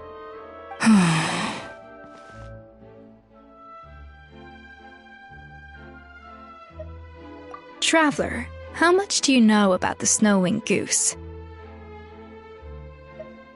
Every year they migrate long distances in search of a suitable home. There's always one goose at the front whose job is to lead the flock. Fontaine poets often use the image of that goose to explore the ideas about leadership and genius. They usually imagine someone who's a cut above the rest, a model of perfection. But what those poets don't know is that during a migration, the lead goose is always changing. Once the lead goose shows signs of fatigue, it retreats to the back of the flock and allows another goose to take its place. So the truth is that leadership, with all the responsibilities and pressures that come with it, it's something that everyone takes turns at. But we humans completely miss that fact when we project our own ideas about social hierarchies onto them. I guess what I'm saying is, I don't buy into this notion that there's some sort of gulf between normal and genius. Cooking is a science, not magic. Given the same ingredients, same recipe, and same environment, I see no reason why two different people shouldn't be able to create the exact same dish. Of course, some people have a more sensitive palate than others, and some people are just born bolder or more conscientious. But these are all variables that can be accounted for with time and practice. I'd have no reason to expect so much from others if I believed that perfection can only come from the hands of a genius. The only reason I hold people to high standards is because, well, I believe they're capable of greatness.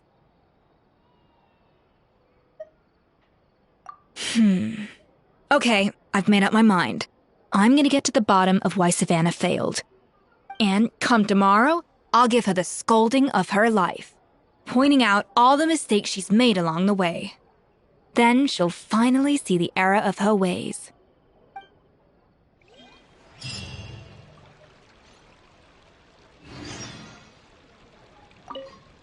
Thank you for your words of encouragement. I'm gonna head to the Hotel de Boer and spend the night investigating. I guess I'll see you tomorrow. Genius? Calling someone a genius is just another way of saying I'm too lazy to figure out how I need to improve. It's a defeatist attitude and I won't stand for it.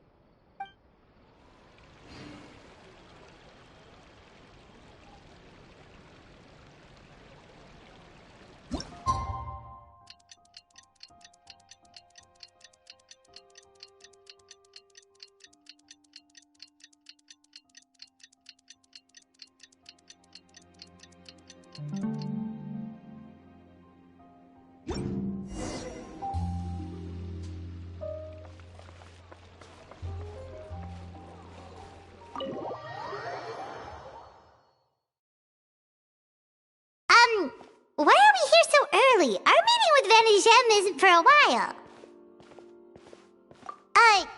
Check on her? Why? What happened? Oh no. Escoffier, are you alright?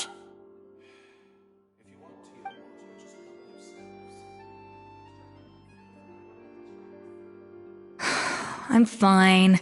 Just need to get some more coffee in me. Huh? What happened to my coffee? Did I really drink it all? Alright. Thanks. I appreciate it. Well, there's cooking facilities here. Or we could just grab a cup of coffee from Cafe Lutece, but either way, hurry!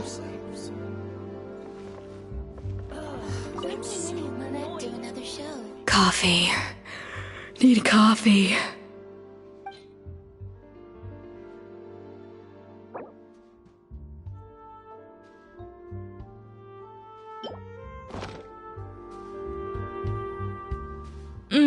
Strong, bitter coffee beans, transformed through expert brewing and balanced perfectly with rich, creamy steamed milk.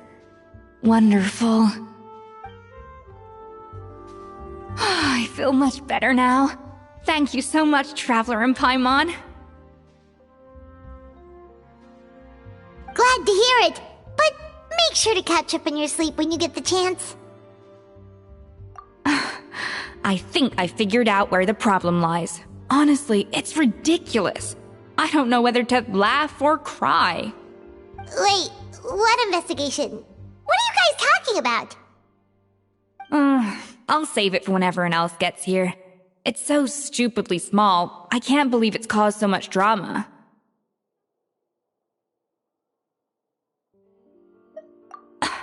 Yes, except my failures were stepping stones to success. Escoffier, have you seen Savannah? No, not since yesterday. Why? What's wrong? After seeing her home yesterday, we were all a little concerned about how she was doing. So, I dropped by her place early this morning to check on her. Only to find an empty house with the doors wide open. I left Alphonse and the others to keep watch at her home, while I checked the Hôtel de Bord. I'm worried something bad might have happened. If she's not here, then where could she be? Boss, Escoffier, bad news. Alphonse? You're supposed to be keeping watch at Savannah's house.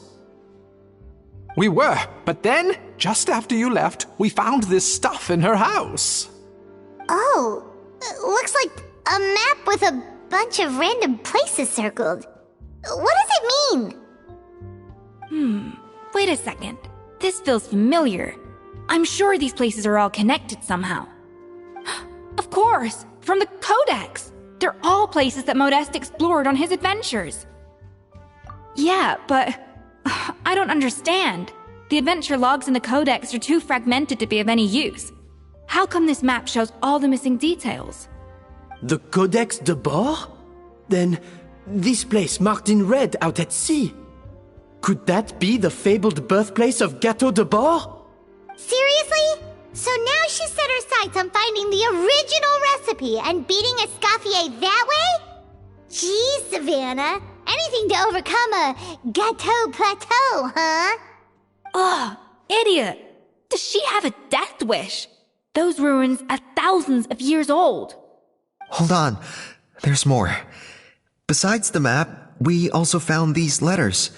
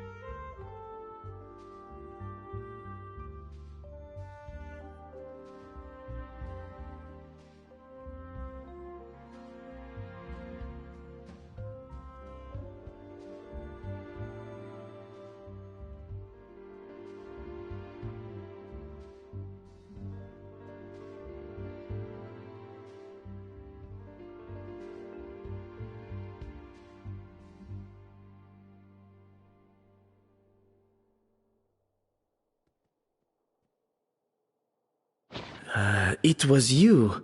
You let the Lumaline through, didn't you? It sounds like a threat letter. Does this mean that Savannah was responsible for the safety incident?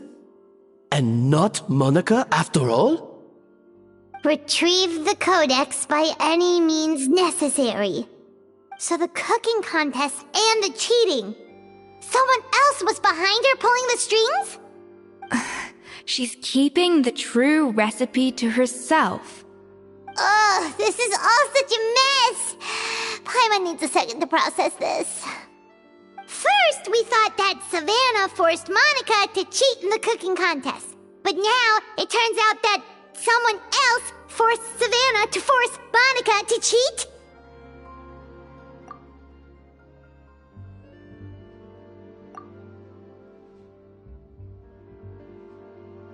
You're finally here. Of course. I should have put two and two together as soon as I read your threat letter. The food safety incident, the demand for a cooking contest, the instruction to blackmail Monica, even the suggestion that Escoffier was keeping secrets from me. It was all part of your grand plan, wasn't it, Monica?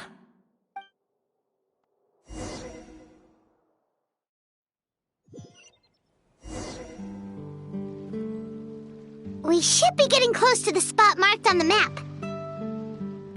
Of all the stupid things she's done, this really takes the cake. The moment we find her, I'm gonna curse the living daylights out of her.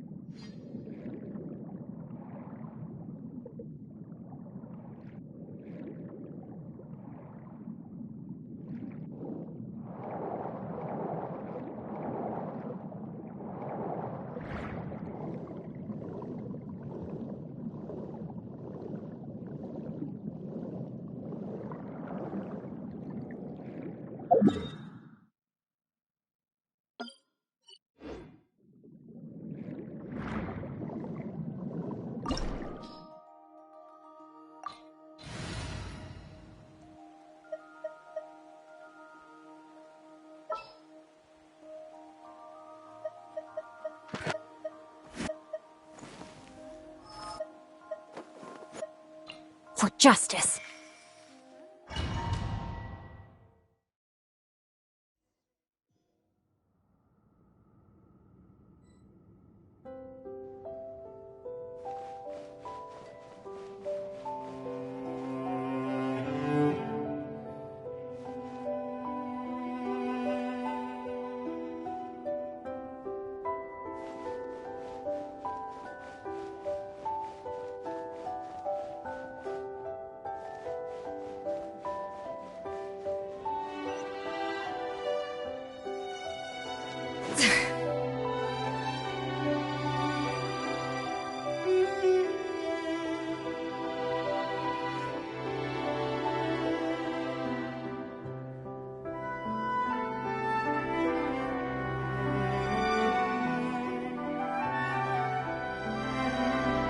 Whoa!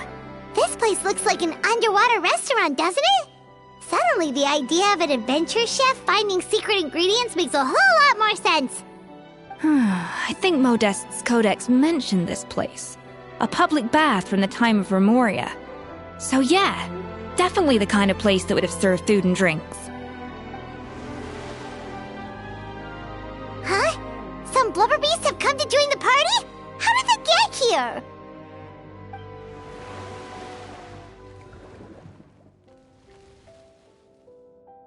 Aw, they ran off! That could be easier said than done. Something's blocking the entrance. Well, did Modeste mention it in his adventure logs by any chance? They must have gotten through somehow. Good point. Yes, that's right. It's coming back to me now. We prepared a banquet for our shy little guests, and as the food flowed away on the current, they broke into a joyous chorus, and the path opened to us. We have to feed the blubber beasts? With what? There's nothing here besides rocks, romaritime flowers, and lumitoile. See, this is why you should always bring snacks. You never know when you're gonna need them. Now we have to head all the way back to shore and grab some. There's no time for that. Romaritime flowers and lumitoile will have to do. They may not look appetizing to us, but who knows? They could be blubber beast delicacies. Wait, we're seriously gonna try this?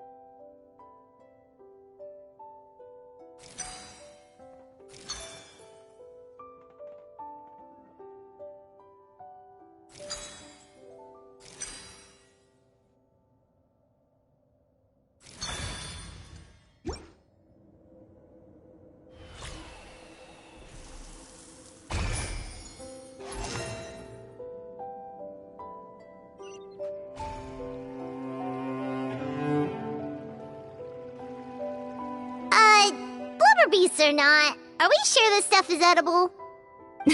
Trust me, they'll love it. Oh, good question. If we try to put them in the pool, we'll probably just scare them off again, and who knows how long they'll be gone. Yes, we can't afford to wait for them to double back. Oh, what was it that Modeste said again? Something about the food flowing away on the current.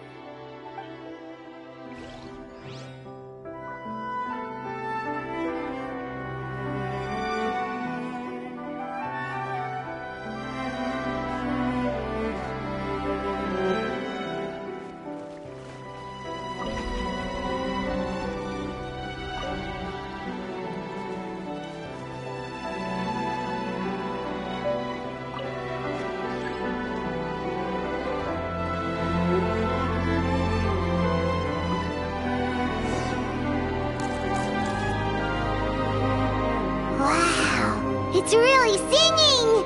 It must taste better than Paimon thought!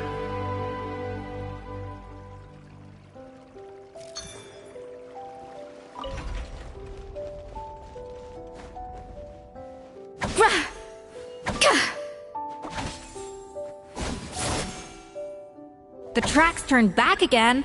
Ugh, so annoying.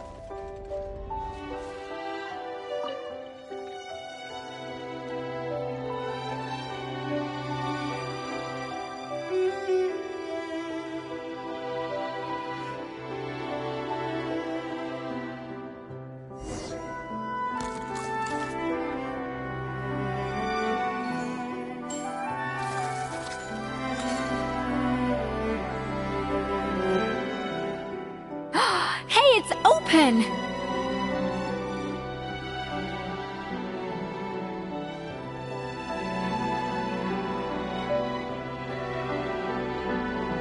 An important part of cooking is making sure the ingredients absorb the flavors in the dish. To that end, a chef must be able to wield a knife with the same level of precision as a surgeon. Practice makes perfect.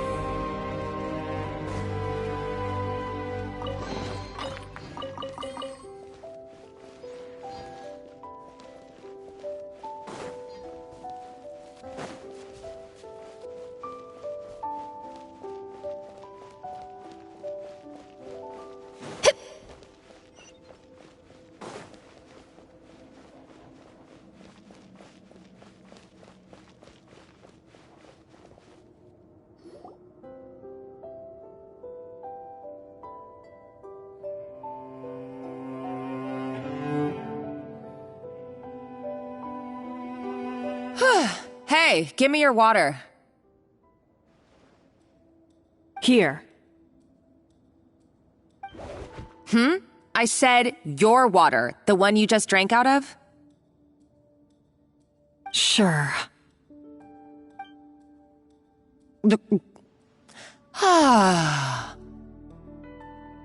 All those years slaving away under Escoffier, and then you.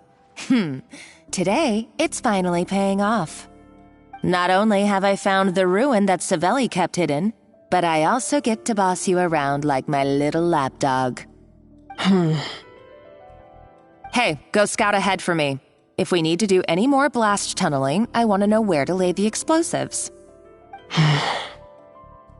Did you not hear me? Get going. Why don't you do it yourself? Oh, when did you learn to fight back? You're always so compliant when I give you instructions by letter. That's because you threatened to expose me for the Lumiline incident. I swear, if I'd known what you were planning, I'd never have... Ha! Don't be so self-righteous. Admit it, you've always been jealous of Escoffier. That's why you lapped up everything I told you. You were terrified of her finding out about your part in the Lumiline incident, and you resented the way her reputation hung over you. So you jumped at the chance to convince yourself that she was the villain, that she deliberately hid her secret recipes from you just to hold you back. It was the only excuse you needed to justify getting back at her. First, idolization, then jealousy, suspicion, and self-deception.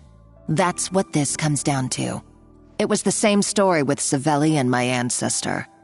He offered Modeste his friendship only to murder him out of vanity.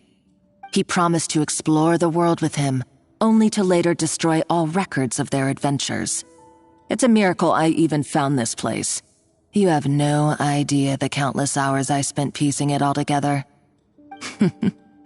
So you see, you're no better than Savelli. If you can't beat him, betray him, right? I am no Savelli, nor will I ever be. Oh, put a lid on it. You really think you can absolve yourself of your vindictive and jealous behavior now? Just because you finally realize that Escoffier never kept any secrets from you? You didn't show any remorse when she left, or in the cooking contest. Why start now? You have no right to redemption. You're right. I don't deserve her forgiveness. But I am done being bullied into submission by you! Ooh, feisty. But you should watch your tone. Talking to me like that could get you in big trouble. I somehow doubt that. Since I poisoned both our water bottles. What? Ever since I learned the truth, I've been biding my time, waiting for this moment. You've played me like a fiddle for so long, and now this is payback! But you drank it too. It's what we both deserve. This is the price we must pay for betraying Escoffier. You'll die here with me, Monica! You.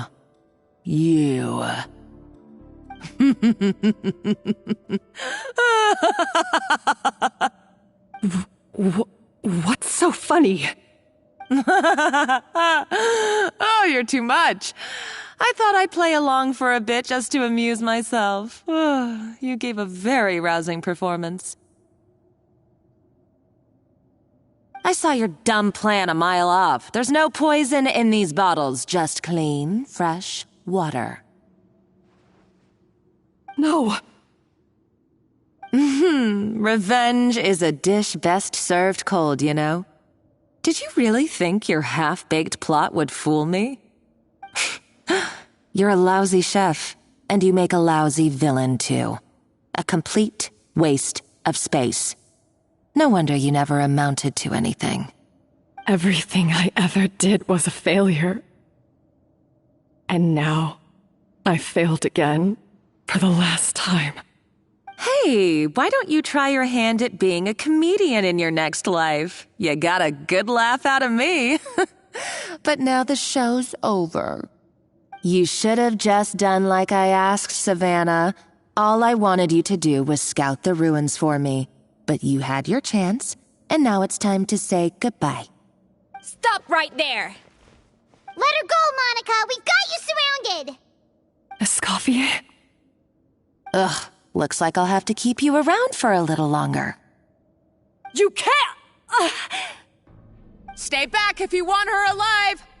Escoffier and the Traveler. I can't take you both on in combat, but if you so much as flinch, I can end Savannah's life in a heartbeat. Monica, what are you hoping to achieve by this? You're about to commit murder, and for what? A recipe? A recipe? You chefs are all blinded by your myopic focus on kitchen affairs. Well, some of us actually have bigger fish to fry. Modeste had a secret. The truth behind his so-called genius, the je ne sais quoi factor in his Gâteau de Bourg, and it's right here in these ruins. Are you serious? You're here because of a Gâteau de Bourg obsession? You've gone completely mad! I couldn't care less about the cake itself. No, the real treasure is the secret ingredient that Modeste sourced from these ruins. He and Savelli were fools. A priceless treasure of Remoria in the palms of their hands, and they thought, ooh, this would go great in our cake mix. We're talking about a powerful stimulant that also sharpens the senses. That's no cooking ingredient. It's a groundbreaking drug. That's right, I've done my research. It was a drug that Remoria developed for their war machine. I could make a killing by selling it to the treasure hoarders or the Fatui. Will you listen to yourself? You're completely delusional. My eyes are wide open. Just wait till I get my hands on this treasure. You'll see what a fool you've been.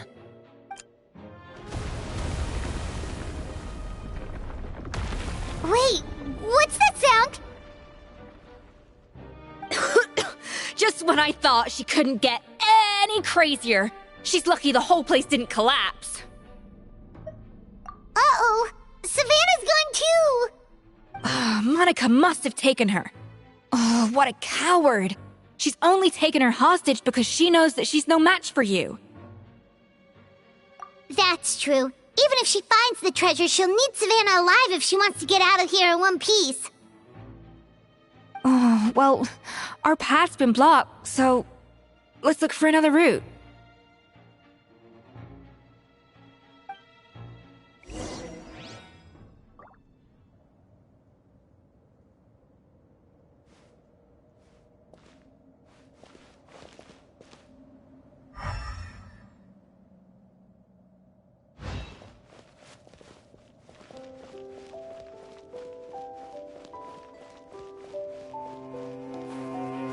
The water looks pretty deep here. Maybe it leads somewhere.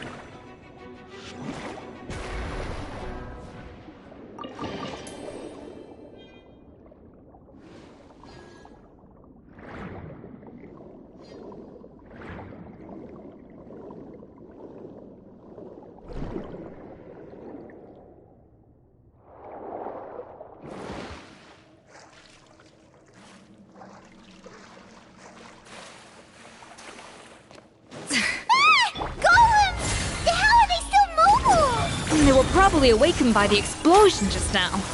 Alright, Knife Skills 101. Time for some rough chopping.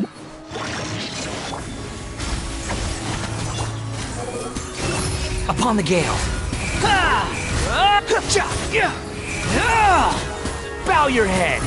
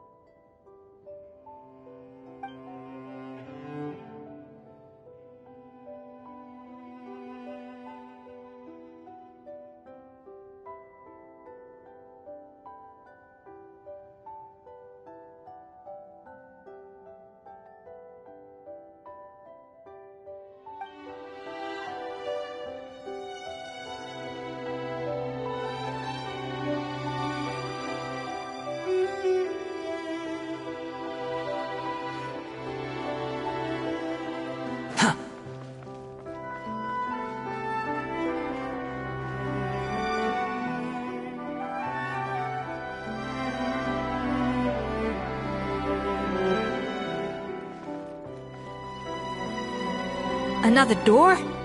Guess we need to prepare another feast for our guests.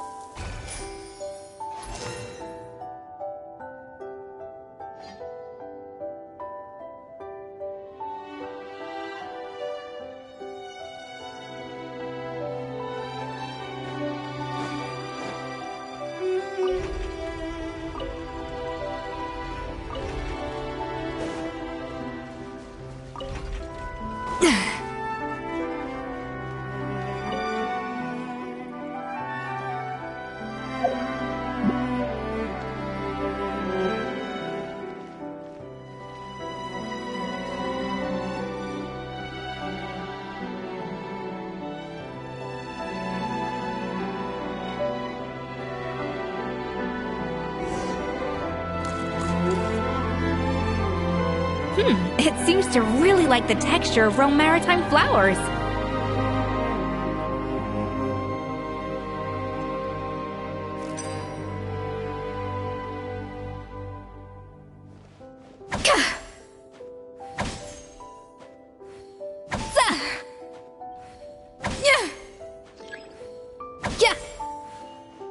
A little amuse-bouche.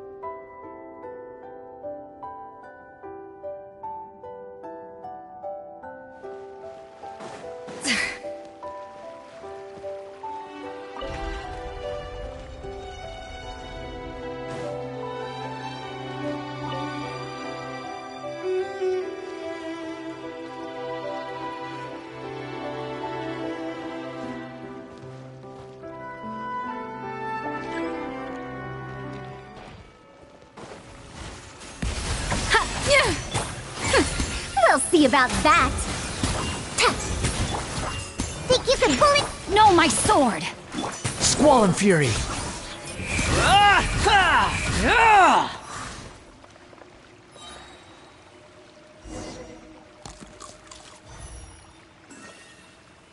I never knew you could process Lumitwol like that.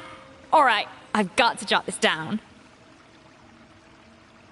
Lumitwols and maritime flowers. This could open the door to a whole new world. Yep, that's literally the plan. Wait, hold on. Which door are you talking about?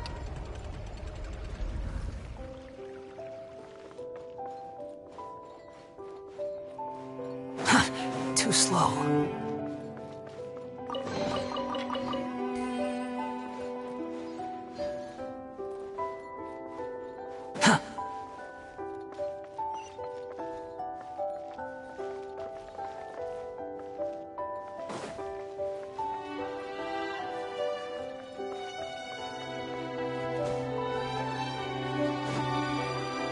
Quit following me.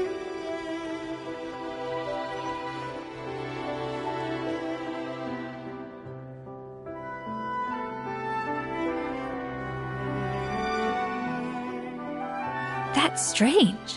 These don't look Grimoirian to me. More like last century Fontaine. Adventurers from last century Fontaine, huh? Oh, Modeste and Savelli, do you think they camped here?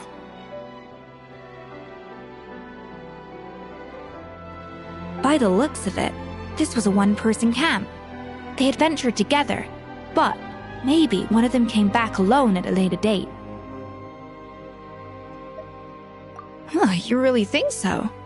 Trust our adventurers' instincts. We're pros at this stuff, just like you're a pro in the kitchen. Okay, well, the Traveler has more adventuring experience overall, but Paimon's definitely a pro rummager from all those treasure chests. Darn it! Paimon was just about to show off her rummaging skills! Huh, no kidding. Are all adventurers so obsessed with journaling? I mean, I guess I take a lot of notes when I'm cooking as well, but I thought that was just me. Anyway, let's find out who was here. It's been years since I've last visited these ruins. It's exactly the way I remember it. This place probably hasn't changed in millennia. Sadly, up above, on dry land, everything has changed. The treasure of Remoria. That's what we used to call it. Modeste was right about its potential. It turned Gateau de Boer into a national sensation. Our limited stock of the substance meant that the Gateau could only be produced on a small scale, but this only drove up the popularity all the more. Modeste was right about that too. He predicted all of it. He was praised as a genius, while I, as the one person who'd ever disagreed with him, was labeled a talentless fool. Modeste tried his best to console me, but I knew better than anyone just how great the gulf was between us. Our conversations grew scarce, and we saw less and less of each other. I didn't fight it. He had new friends and a career of his own. Why invite further disdain by inserting myself where I did not belong? I told myself that maybe one day, when I finally created a masterpiece of my own, I'd be able to face him without shame. Or maybe one day, when I've put these feelings of self-loathing behind me, I'd be able to ask him with a smile on my face, how about we go on one more adventure, for old time's sake? Unfortunately, that day will never come. So it was Savelli. From the sounds of it, he came back after Modeste had already died. I always thought it was just a legend. But if it's true, then this must be the place where they found their secret ingredient, the birthplace of Gateau de Boer. In that case, what does that say about the death of Modeste? If it's all true, maybe Savelli really did have something to do with it. The taste of Gateau de Boer has changed. Modeste was convinced of this, even though everyone swore they couldn't tell. Being the perfectionist that he was, he refused to accept even the slightest flaw in his work. He stopped all sales of the product, locked himself away in the kitchen, and worked day and night, vowing to find out where he had gone wrong. But as he baked and taste tested over and over again, he found he only strayed further and further from the original taste. It was only when he was sipping on coffee one day and realized he could not taste the bitterness that the truth finally dawned on him. What had changed was not the Gateau, but his sense of taste. The treasure of Remoria stimulates the senses, taste included, and invigorates the spirit. In the short term, it offers people the ultimate gourmet experience, but in the long term, it dulls their senses entirely. In hindsight, it made perfect sense. After all, why would a culture that sought liberation from the constraints of their bodies care for the loss of their senses? But we realized it too late. We were just too late. Over the course of his many culinary experiments, Modeste exhausted the remaining supply of the treasure of Remoria. He consumed it all himself. The finest culinary talent of his generation now faced a future in which he would never be able to taste anything ever again. Finally, in despair, he took his own life. And because we had become estranged, I could not be there to stop him, to offer some words of comfort, or even to say goodbye. Yet despite everything, he sent me his final letter. The treasure of Remoria? Guess Monica was really onto something. It really was a kind of drug. So, Modeste chose to end his own life. Then, why all the rumors that Savelli murdered him? Also, neither the Codex nor any other contemporary records make any mention of the treasure of Remoria. It's almost as if someone deliberately erased it from history. Modeste told me everything in his final letter. His was a tale of how even a genius could fail, and how much more devastating it is when it happens. Did he hope I would gain some personal catharsis from knowing the truth? Or maybe he wished for me to warn the public about the dangers of Gateau de Bourg, proving that I had been right all along. But if the public ever learned how Modeste's greatest triumph became his undoing, his fall from grace would be swift and merciless. 1 minute a genius, the next a joke. It would surely spell the end for his restaurant, too. What would be his legacy then? How would future generations view everything we built together? I fear the scorn I have faced these last years would pale in comparison to the scorn shown to him by the history books. I cannot let that come to pass. I will do what I must to protect his name. It will mean tampering with his notes to remove the damning details, leaving mere fragments of our story behind. It may lead his family to suspect me of having a hand in his demise. But if that's the price of destroying all evidence of my crimes, then so be it. I would rather the world believe a tale of genius and jealousy than see his reputation in tatters. The final loose end is the evidence here, at the bottom of the sea. Huh? What's wrong? Didn't we say Savannah should be safe for now? So we thought, but if Monica finds out what happened to the treasure, there's no telling what she might do.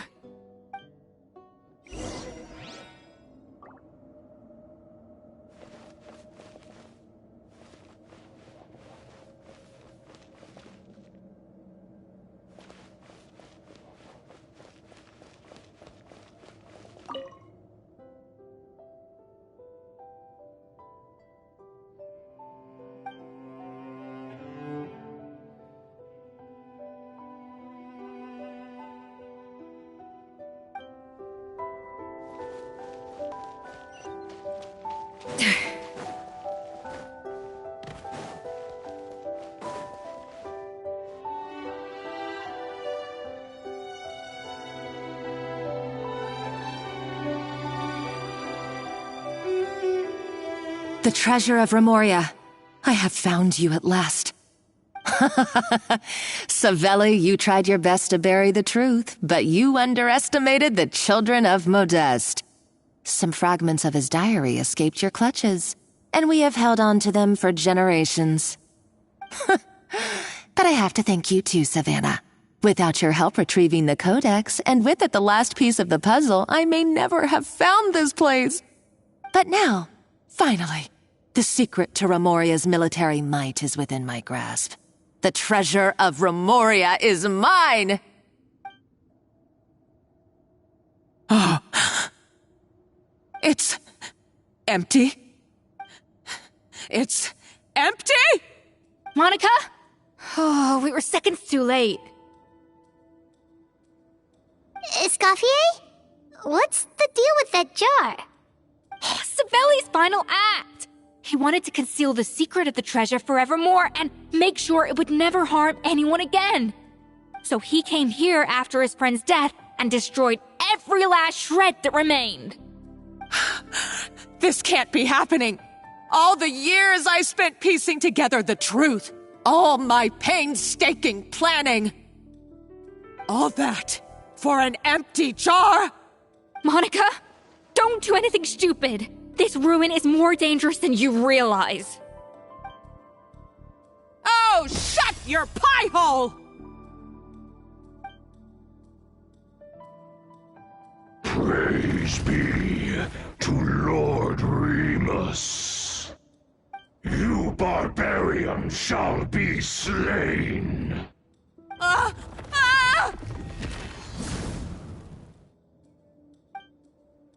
She's a nutcase! A liability to herself and everyone else! Well, now it's up to us to clean up the mess she's made. Take these golems out! Of course. Huh? Shaken and... Behold!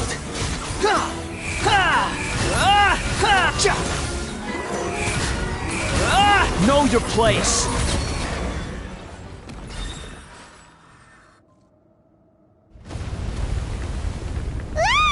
Why is this place still shaking? Either way, it's all her fault. Enough chit-chat. Let's get out of here, Traveler Escoffier, come on! Okay, I'm coming. Oh, no you don't. If I can't get what I want, neither will any of you. I've got nothing to show for my life's work so far. But if I can take another so-called genius down with me in my final moment, then it was all worth it. You're a psycho!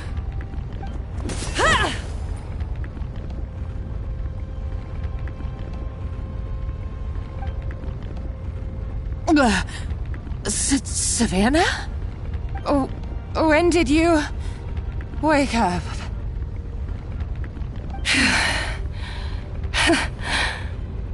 I may be a lousy chef, but it looks like I'm not a complete waste of space.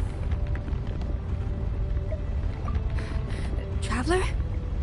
Okay, let's go!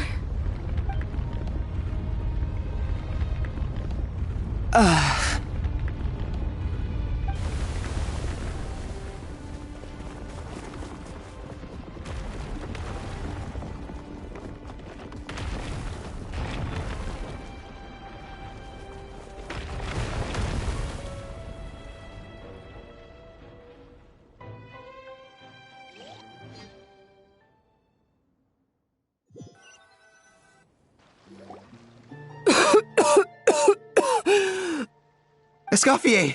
Savannah! Traveler! And Paimon! Venejem! What are you all doing here? What did you expect us to do? Stay at the restaurant and sit on our merry derrieres? While the Traveler and Escoffier were out here risking their lives? We had to do something. Even though that something ended up being, well, waiting for you here instead. I don't deserve any of you. And I certainly don't deserve to be your head chef. It was my fault Escoffier had to leave. Then I couldn't live up to her standards. I acted like a tyrant in the kitchen. And now I almost got myself killed. Come back, Escoffier. Come and be our head chef again. I'll never be able to replace you. Okay, so everything I said to you the day I left, it just went in one ear and out the other? Huh? Sorry, I was kinda in my own head at the time. All I could think about was the Lumiline situation. What was it you said again? Forget it. It doesn't matter. Anyway, I didn't leave this job because of you. And you're not nearly as awful a chef as you think. If you were that bad, why would all your staff show up here for you? Escoffier's right.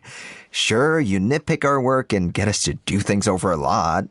But when it comes down to it, you're the one who's always doing whatever it takes to make sure the customers get served on time, every time. Things were pretty rough after Escoffier left, and Savannah's the only reason we've been able to make it through.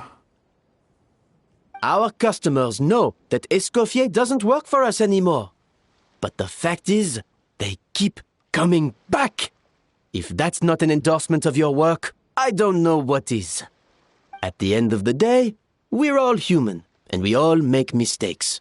All we can do is recognize where we get it wrong and do our best to improve. That's all that's humanly possible. No, I get what you're saying, but what I did to Firmin and to Escoffier, it's unforgivable. Well, about that, there's someone else here to see you, Chef. It's been a while, Chef Savannah. Firmin? I'm so sorry. I put far too much pressure on you, and the way I stubbornly refused to go and see you after you fell ill. There's no excuse. But I'm too late, aren't I? The damage is done. I heard that you can't even hold a kitchen knife anymore. Actually, I think I'm going to be just fine. Huh? We thought Firmin's problem was purely psychological in nature. But after the threat letter came to light, it got Firmin thinking. And then he remembered the tea that Monica used to give him every night. And as it turns out, she was lacing it with Lumaline the whole time. No way! Doesn't that cause nerve damage? It can. High doses pose a risk of serious nervous and sensory complications. But if you calculate the dosage carefully, you can control the extent of its effects. A small dose might simply make a person more emotional, whether that means more fragile or more hot-tempered. No wonder it seemed like you'd lost your edge. I asked my friends at the Fontaine Research Institute about it. They said that with the low dose I was taking, the risks are pretty small. They also fixed me up with some meds and said I should recover in no time. Well, that's what happens when you give someone a little bit of hope to cling on to. There's more. We believe that Firmin was likely not Monica's only victim. You mean she poisoned me too? Oh, so that's why Savannah's been so irritable this whole time! Let's not be too quick to blame everything on the Lumaline. That stuff can only amplify what's already there. So tasty food will seem like the most delicious thing in the world, while food you don't particularly care for will become utterly revolting. So you better make sure you reflect on your behavior and apologize to every single person you've wronged. I will. I'm sorry. There's still one question that's really bugging me. Why is it that no matter what I do, my Gâteau de Bourg never tastes the same as yours? Is it just... is it because you're a genius and I'm not?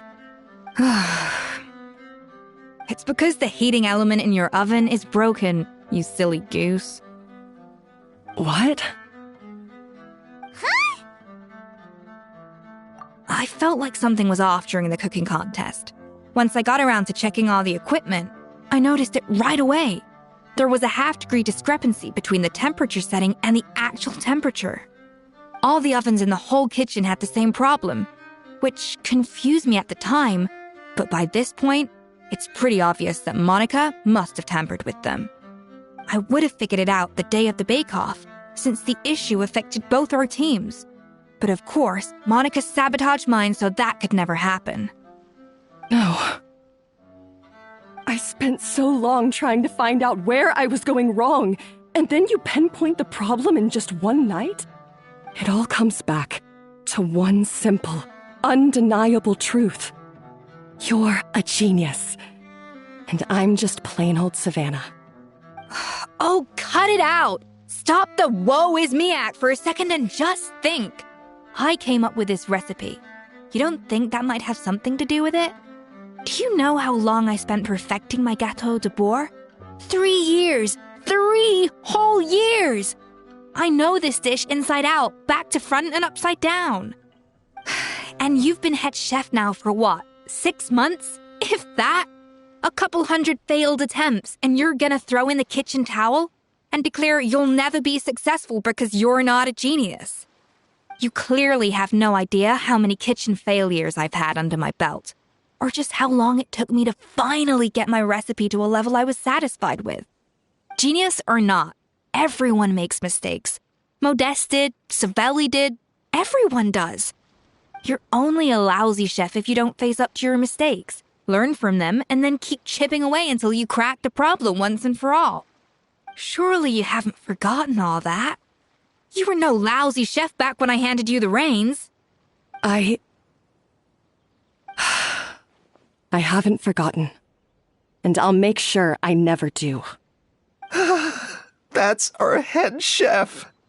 Ha ha! Sounds like we won't need another changing of the guard in the Hôtel de Bord kitchen anytime soon. Huzzah! Aw, what a perfect ending to a crazy journey. Look how happy everyone is. So you got your mojo back now? Yeah. Thanks to you, Escoffier. In fact, no. Thanks to all of you. Aw, friends again. So nice to see them finally settle their beef. Good. So now that's out of the way. It's time for payback. You cheated in our last bake-off, and I demand a rematch right now. Huh? But that was mostly Monica's fault, wasn't it? Right. And also, does it have to be right now? Savannah's only just got her mojo back, and you barely escaped from a death trap. No excuses. This is a cooking contest between two top chefs, and nothing will stand in its way. So grab your spatula and get ready, because this rematch is happening today, right now, this instant. Hey, so, this whole time you were salty about losing? The second cooking contest commences now! This time, no more games, and no holding back!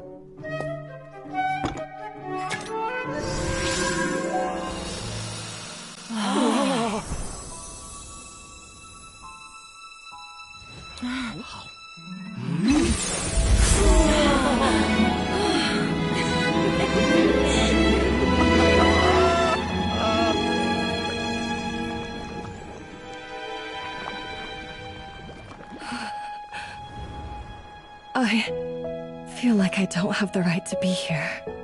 Hey, what are you so afraid of? You can't unbake it now. And if you don't serve it, then good or bad, you'll never find out how to improve.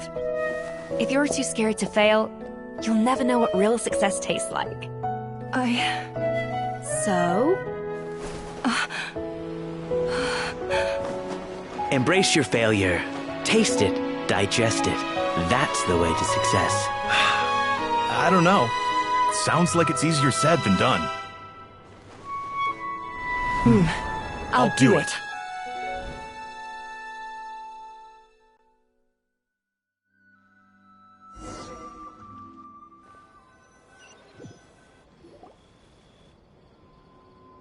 The results are in! A landslide victory for Escoffier! Quite rightly, too. Piece of cake.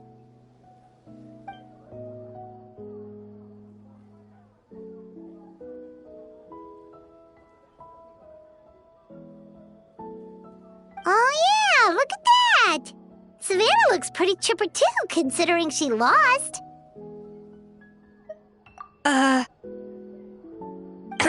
Now, where were we? Yes.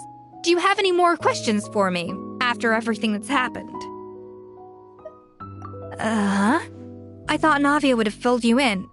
And actually, I said all this to Savannah before I left. Although, as we saw, I don't think any of it sank in. I had 2 reasons for leaving. One was the food safety incident, of course, but the other was that the Hotel de Boer had reached a point where it didn't need me anymore. So I decided to step down and look for new opportunities to improve myself. Improve how? Well, a while back, I got to know a fellow chef from Liyue, and in her, I saw so many new possibilities. She has that same adventurous spirit that Modeste and Sibeli had in their youth. Slime mucus, blizzard tails. With her, nothing's off the table. There's a whole world of new flavors out there waiting to be explored, hiding away in ingredients we overlook. Case in point, remember those Romaritime flowers down in the ruins? I used them in the cooking contest just now. Did you taste the difference? What? Paimon didn't notice at all! Half of the art of cooking is dissecting the recipes of previous chefs and figuring out the exact constellation of elements that gave their work its signature taste. And the other half, it lies in freeing yourself from the confines of the kitchen. You've got to go out and explore the endless possibilities out there. Uh-oh. Paimon's suddenly not sure she wants to try your cooking anymore. Hey! Don't worry, it's not going to be a free-for-all like in Modeste's time. Before I put anything into my food, I'll obviously do my research, make sure it doesn't contain any harmful substances. In the meantime, take this. It's a recipe for Petit Gâteau de Boer, revised version. I tweaked it to suit your needs as busy adventurers. Hope you enjoy, and remember, feedback is always welcome. All right! So, do you ever see yourself returning to Hotel de Boer? Oh, of course. I've already promised Banachem that I'll come back every once in a while to make sure the quality of the food remains at an acceptable level. You know, Paimon's still a little disappointed that we never got to see the treasure of Remoria.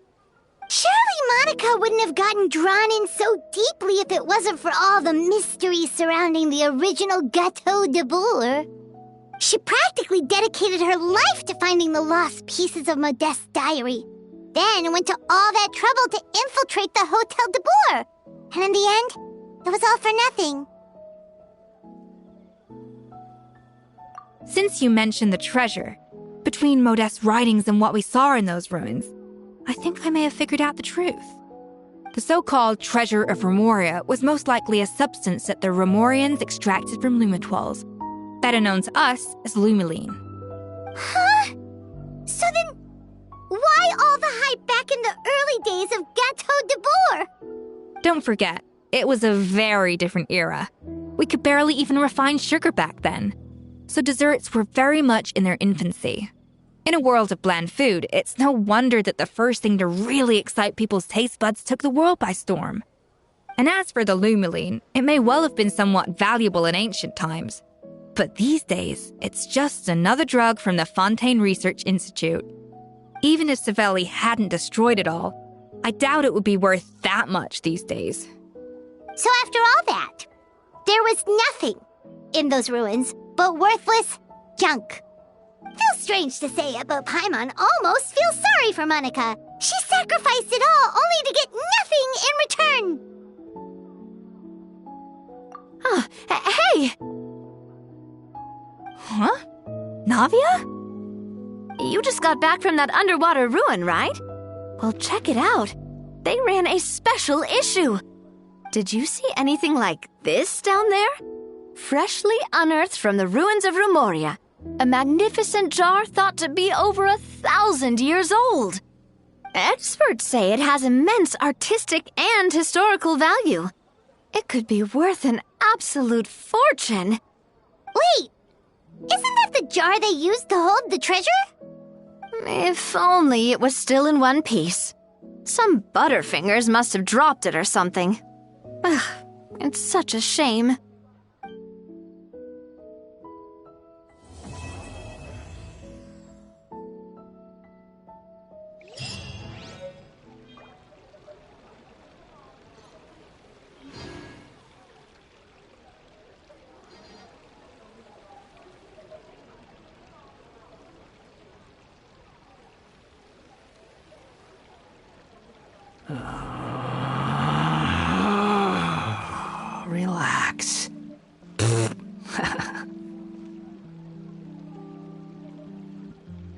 cannot just rely on the ocean's self-cleaning ability.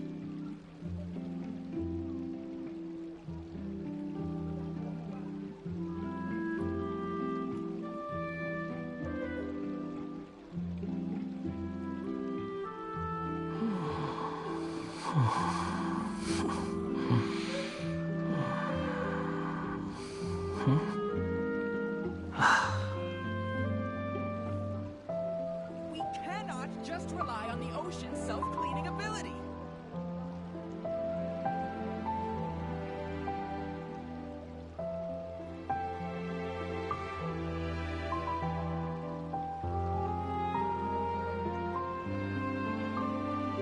You think I've got a sharp tongue? I just tell it like it is. If someone can't handle it, maybe that's their problem.